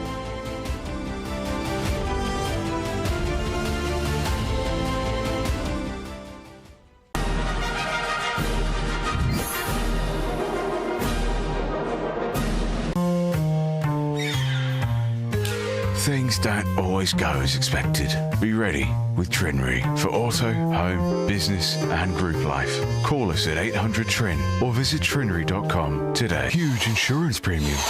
Pay your premiums bit by bit with FlexiPay from Trinry. For more manageable auto, home and commercial insurance payments, call us at 800 TRIN or visit trinry.com today. Trinry. Premier insurance coverage for less. Attention all listeners, are you ready for the ultimate news experience? Introducing the Trinidad and Tobago Guardian, the nation's first and most subscribed newspaper. We deliver where others can't. With the widest delivery network in TNT, you can have the Guardian delivered right to your doorstep or office every single day. Take advantage of our special annual subscription offer so you can stay on top of the leading stories even when you're on the go. Sign up today. Time is running out. Inquire about our 3-month and 6-month packages as well. You ever hear them old people say, laughter is medicine for the soul? Laughing with your children, not at them, helps create a comfortable and fun family environment. Laugh at your silliness and jokes. Laugh till your belly bursts. Encourage them to see the funny side of things and situations. Laughter relieves stress and promotes confidence in children. At the end of the day, do your best. Share if you found this useful, and like and follow CTA's profiles for more parenting tips. The letter of the day is H. H is for humor.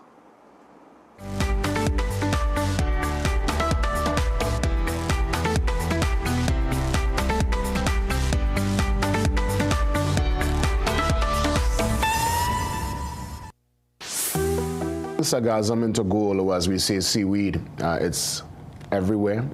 When you travel, especially up the islands, you can see it looks like almost an island floating towards the islands. There's a particular smell. It impacts the tourism product. I know Barbados, they go through lots of pain with this. I saw it recently in Dominica. As far as up to the Keys in Florida, going into Florida, if you have a window seat, you see it now. It's all up there, so far up north. So it's one where it's an issue, it's a problem, but there's a team with a solution. And let's get some details from the CEO of the CNC3 CASA Group, Sam Wilson. He joins me live on set, and the founder also of CNC3 CASA Group, Udine Garcia.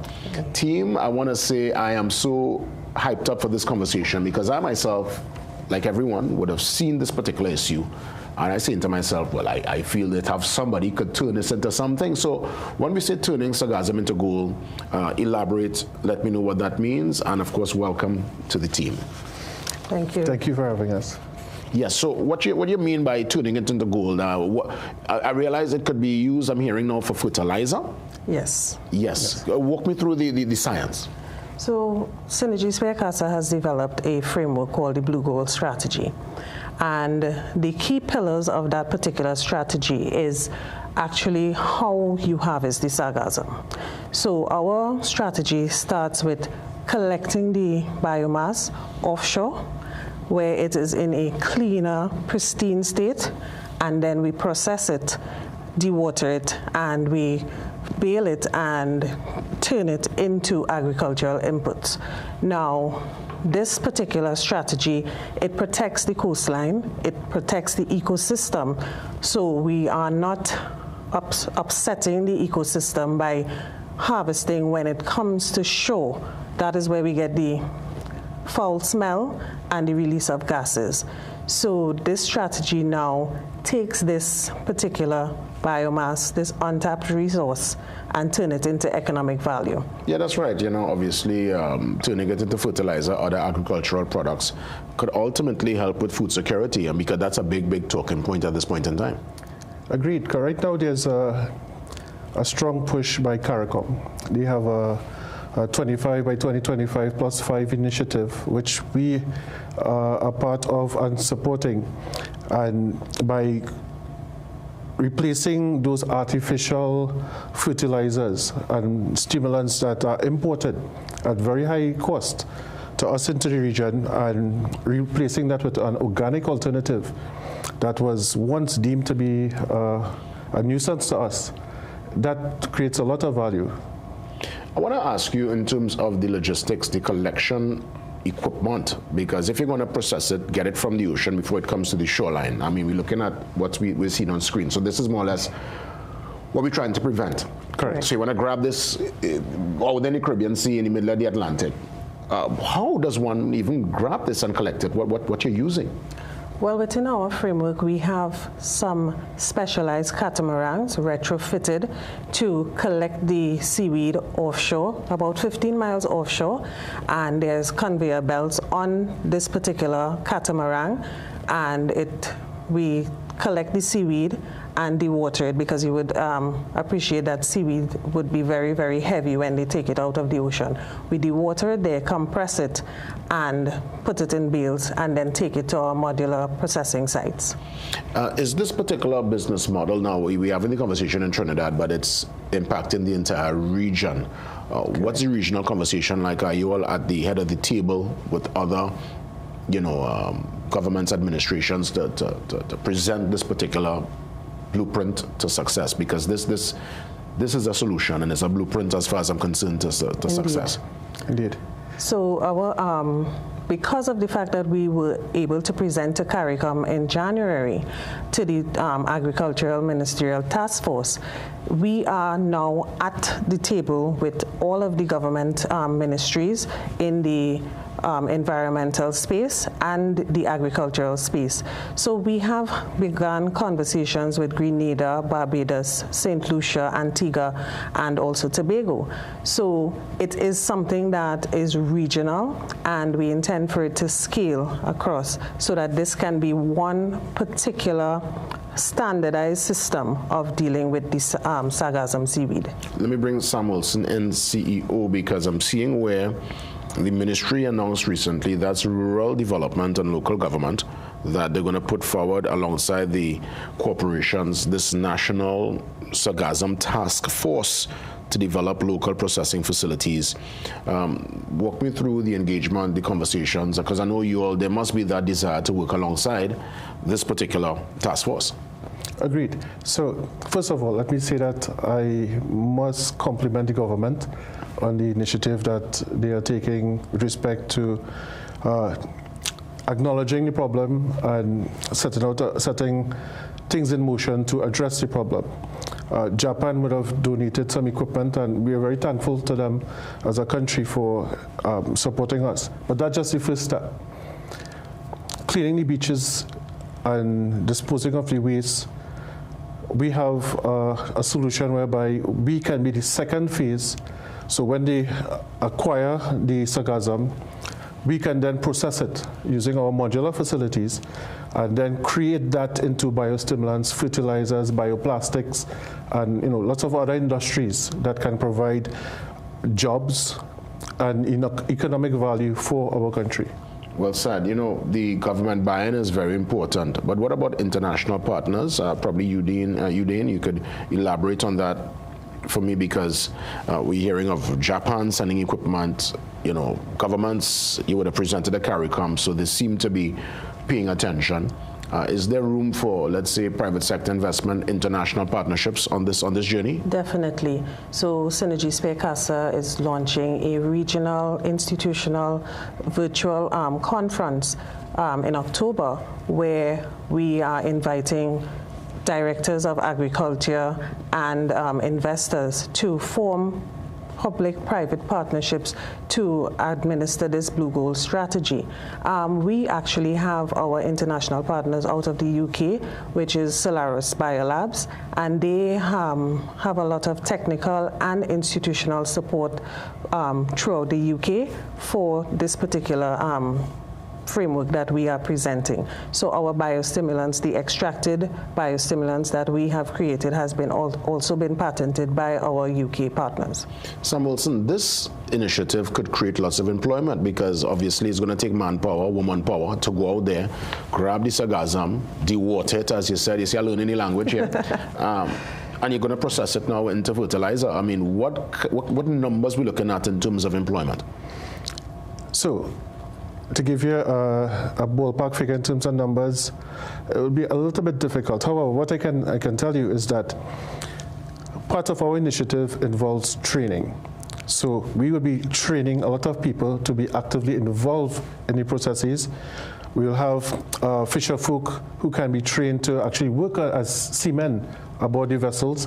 We'll have persons who will be working within the plant facilities where we're doing the processing. So there'll be quite a number of economic activity generated and lots of employment generated around our whole Blue Gold initiative. As you said, fisher folk, Udane, I would imagine if a fisherman in his pirogue and the engine tie-up with sargassum is problematic. It's quite problematic for them. So that is why we insist on harvesting offshore, so that they can actually ply their trade. This is affecting all of the islands. It's not one island. It is a regional problem, and that is why we have designed the Blue Gold strategy. I don't know if it's because, I guess when you're younger, you're probably not concerned. You go to the beach and you just want to splash and bathe till all your fingers crumple up. Yeah. But I can't recall seaweed being such a big issue back when I was in my formative years in the 80s into the 90s. What's your recollection of this? Is this something, what we're seeing right now, is this a recent phenomenon, or we've always had seaweed and it's just, we didn't observe it? So we always had seaweed, just we didn't have it in the volumes that we have right now. With this whole climate change phenomenon, the temperatures in the oceans are more better, so you have more blossoms in terms of the growth, the rapid growth of the sargassum. Actually, this year it's forecast to have quite a substantial amount of seaweed, you know. So it's almost like the ocean warming up, and within that warming, it's causing it to flourish. Yes, to bloom. So what we're seeing there, because again, I'm just trying to understand the size, because we see seaweed, we don't really understand what it is. There's a particular smell, a lot of, I mean, Tobago, I remember in Tobago there, and I see, my gosh, I can't even bathe. Now, this was like probably 2 years ago, on a particular side, you know, a nice little quiet beach I was go to, and I see, but I had to leave because, you know, the smell and stuff. And I try to figure out, like, what is, for those who don't know, what is sargassum? What is seaweed?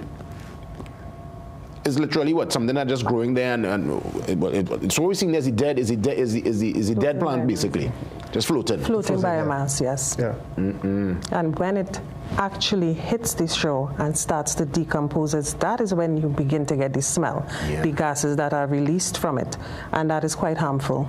Yes. Well, you know what, as you said, turning sargassum into gold. If anybody wants to invest, they want to bring resources to this particular project, they want to continue the conversation, how do they get in touch with the Synergy Casa Group? Well, you can reach us at 683-5932. You can also visit our website at ssc.earth, or you can send an email to info@synergysparecasa.com. Yeah, once you Google Synergy Sphere, everything will come up. Yes, correct, definitely. Now, important conversation. And we are on all the social medias. Now, you're all spot on, and this is, to me, a solution to what is not only a local problem, it's a regional one. I mean, as far as Florida, if you have a window seat here, you're seeing, but what is this? For miles, you know. Yep. Just seeing it floating, doing its way. Udane, Sam, thanks so much for touching base, and keep us posted with all developments. Definitely. Thank you so much for having us. Most welcome. Most welcome. Great conversation. I've learned a lot this morning. And of course, we want to wrap things up with some art. We welcome Andy Venture for his Over Your Head art exhibition. It's already going on, you know, and it's going up until this Saturday, July 4th. Full details after the break.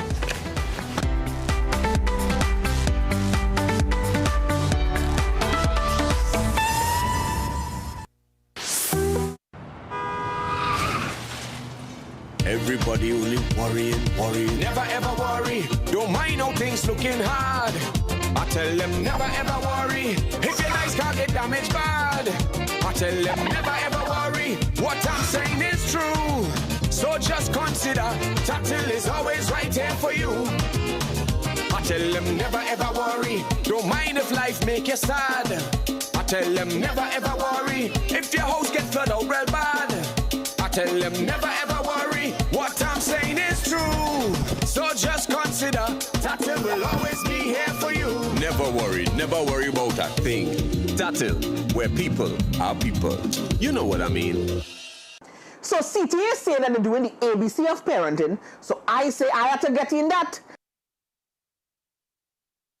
You know, anything with the ABCs, I like to get in that. I started with A for accountability. So you just mash up things from a side when you get vexed, and then you surprised when you get called into the school for your child doing the same thing. Recognize that as a parent, you are one of the biggest influencers on your child's life. You have to acknowledge that your actions and choices can impact your child's development and growth. Take time to account for any consequences your actions may have on your child, and always acknowledge that responsibility before saying or doing anything. Your actions speak louder than your words, but at the end of the day, do your best. Share if you found this useful, and like and follow CTA's profile for more parenting tips as we go through the ABCs of parenting.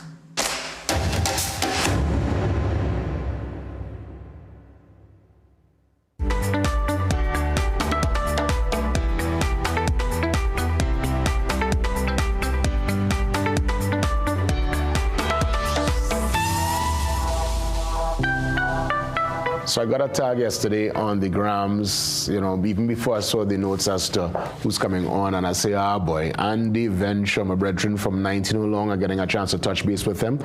Now I know him as an artist. Little did I know he was an artist, right? So I know him from the music side of things. Right. And clearly you're now telling me that you would have been doing art even before the music, and it's all part of the creative space because it's from the root of creativity, and there are different branches, and you know, whether it's singing, poetry, spoken word, drawing, canvas, it's all from that same place, and I'm so happy for you, bro. This is tremendous. The Over Your Head art exhibition. It comes to a conclusion on Saturday. But just first things first, bro. Good to see you. It's been too long, Andy. True. What's the action, man? Well, I mean, it's this. Yes. It's this. I've been trying to pull this particular venture off since, I guess, in the throes of COVID, just coming in the COVID ending, and I've been trying to get a different gallery. It wasn't happening right away. So it's about 5 years of trying to pull this off. I finally pull it off with a body of work that I've been working on since probably about 15 years. Wow. Compiling. So it's canvas. Yeah, it's canvas. Canvas, yeah. So the exhibition now, I know obviously it's for folks to look and enjoy, but I would imagine every piece, or is it that just selective pieces are on sale? Oh, no, they're all on sale. All on sale. All on sale, yeah. All on sale. Fantastic. And is it a scenario where, now obviously it's an exhibition, but if somebody wants to curate or they commission you to do something here? Oh, most definitely. Yes. Let's talk. Let's talk. Wow. What's the feedback on the exhibition so far? Well, it launched last night, right? And I mean, I've been honest, it's my first solo exhibition. I did group exhibitions and stuff before, but to jump out and really invest in this is the first time I ever do it. So, I mean, it was nerves right up. You come in, you're competing with a France game, it's my side, kind of things. But people came, some stalwarts in the art world came, you know, some former art educators from, like I say, from UE and stuff. So I was really appreciative of that. I was also very appreciative of how they grabbed it, how they appreciate it. I didn't expect it. You know, you'd still be like, I ain't sure, but to see it live in the flesh, to see, you know. Well, I would say, Andy, art is not art unless you share it, Yeah. You know, it becomes art when you share it. I needed to bring it out of the house. Yes, you have to. I needed to bring it out of the house. And art is subjective. There are people who will look at the same piece and see so many different things. But the reality is it's now out there. You've released it into the universe. It's out. And the frequency and the energy will come back to you tenfold. It's coming. Your style, is it more colors? Is it abstract? Is it nature? Is it structure? Silhouettes of people? What are we going to see? I could take off all those boxes except, well, I wouldn't even say nature, but not mundane nature. Is this particular collection is a little heady, of course. Over your head. Right?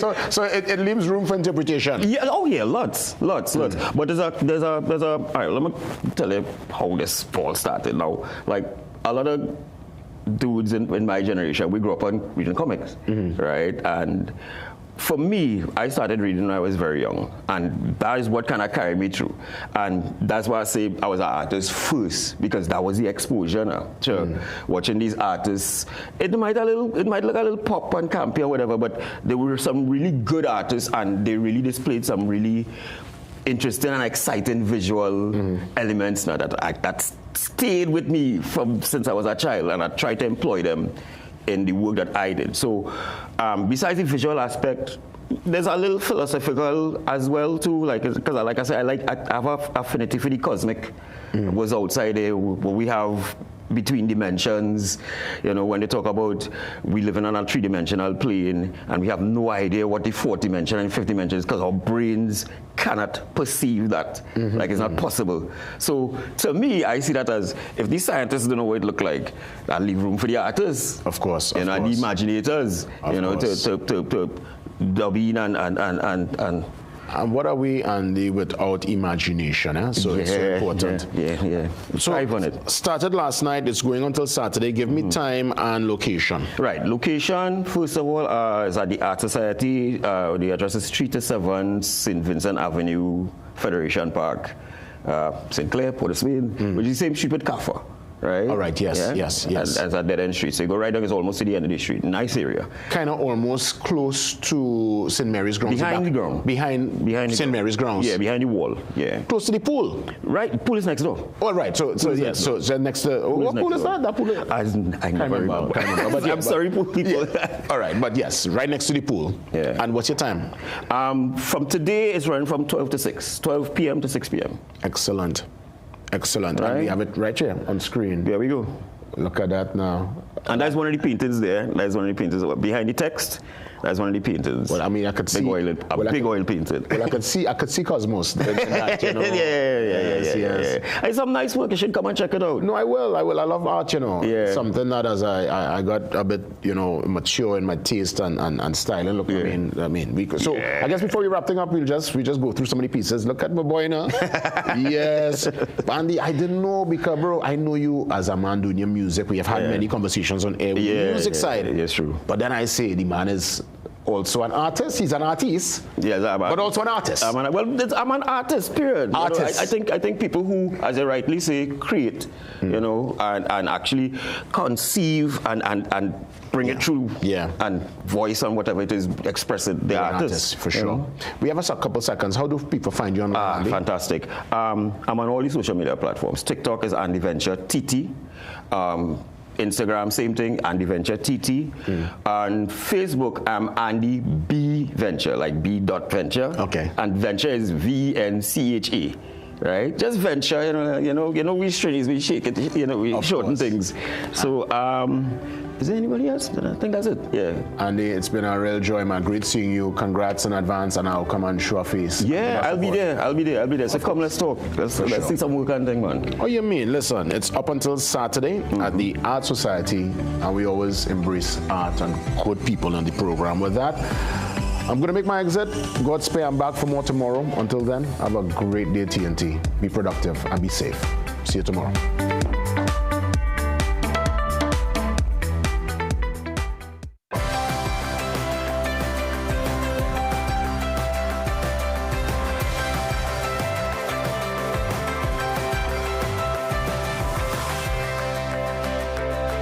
You're watching CNC3. As an affiliate of CNN International, we now join their current programming.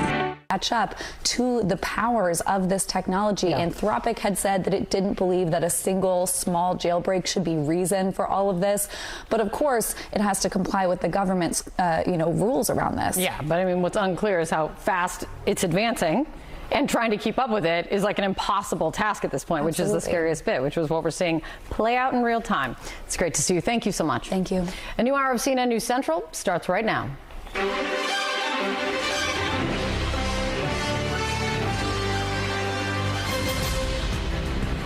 100, 100, 100. Day after day after day of 100-degree temperatures in Washington, Philadelphia, New York, some of the biggest cities in the country planning on celebrating the 4th of July outdoors.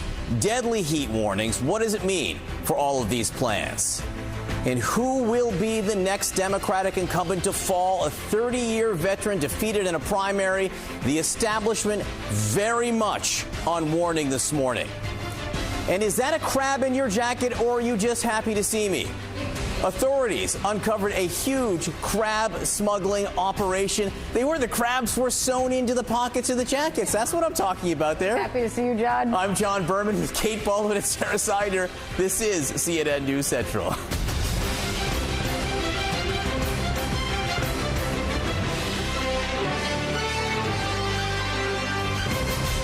All right, so we're standing by to maybe hear from President Trump this morning as he's going to be heading out for an inaugural flight. He's soon going to be boarding what he has tried to deem the world's most luxurious plane, the new Air Force One. President Trump and top administration officials are going to be flying on it.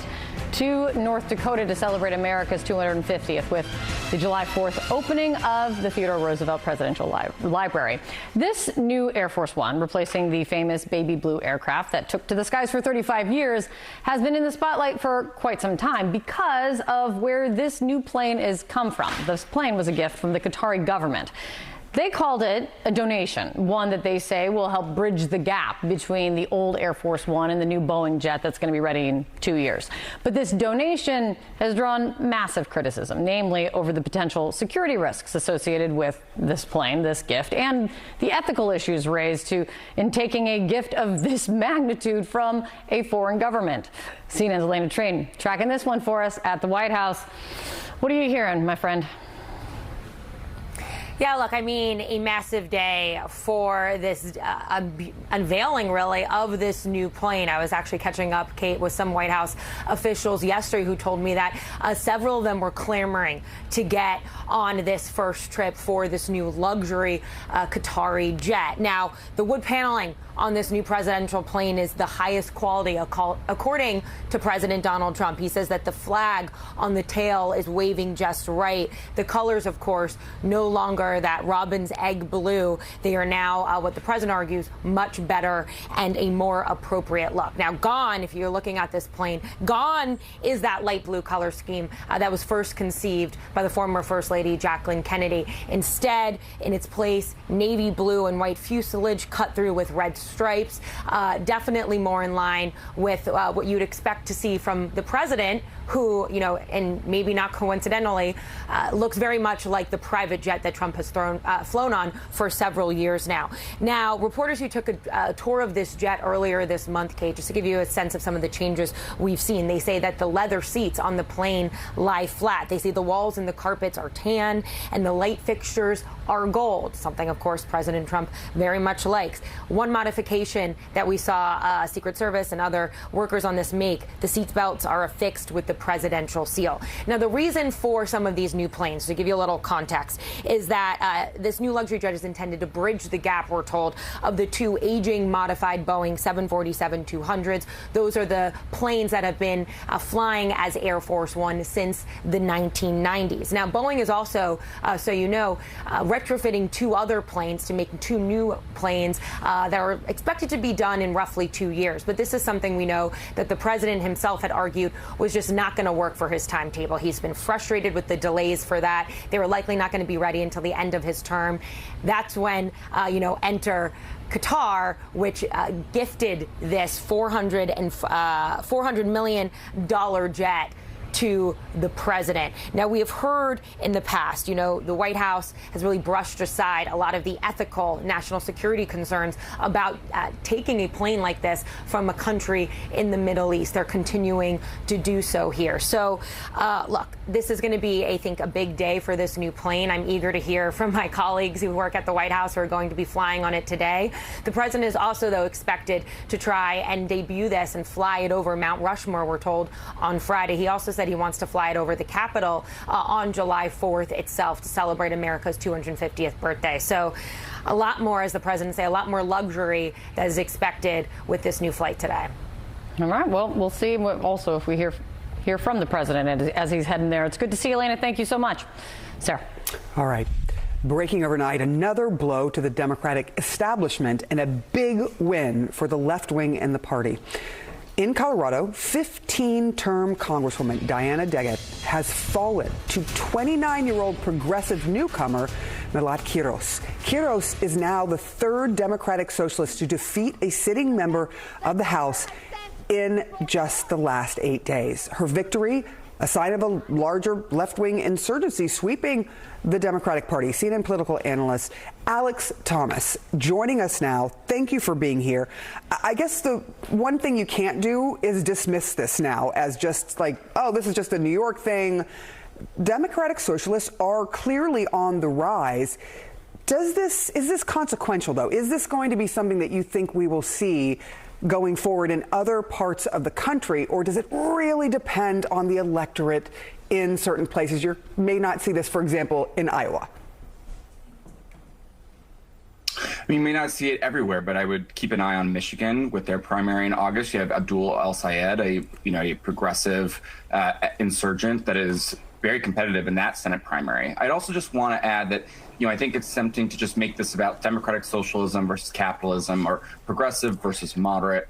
But some of this is also just insider versus outsider. It's complacency versus urgency. And what you are seeing is a new generation of democratic politicians, democratic socialists that are just tired with the status quo and are tired of the democratic establishment, that are disillusioned with the democratic establishment that let Donald Trump come back to a second term.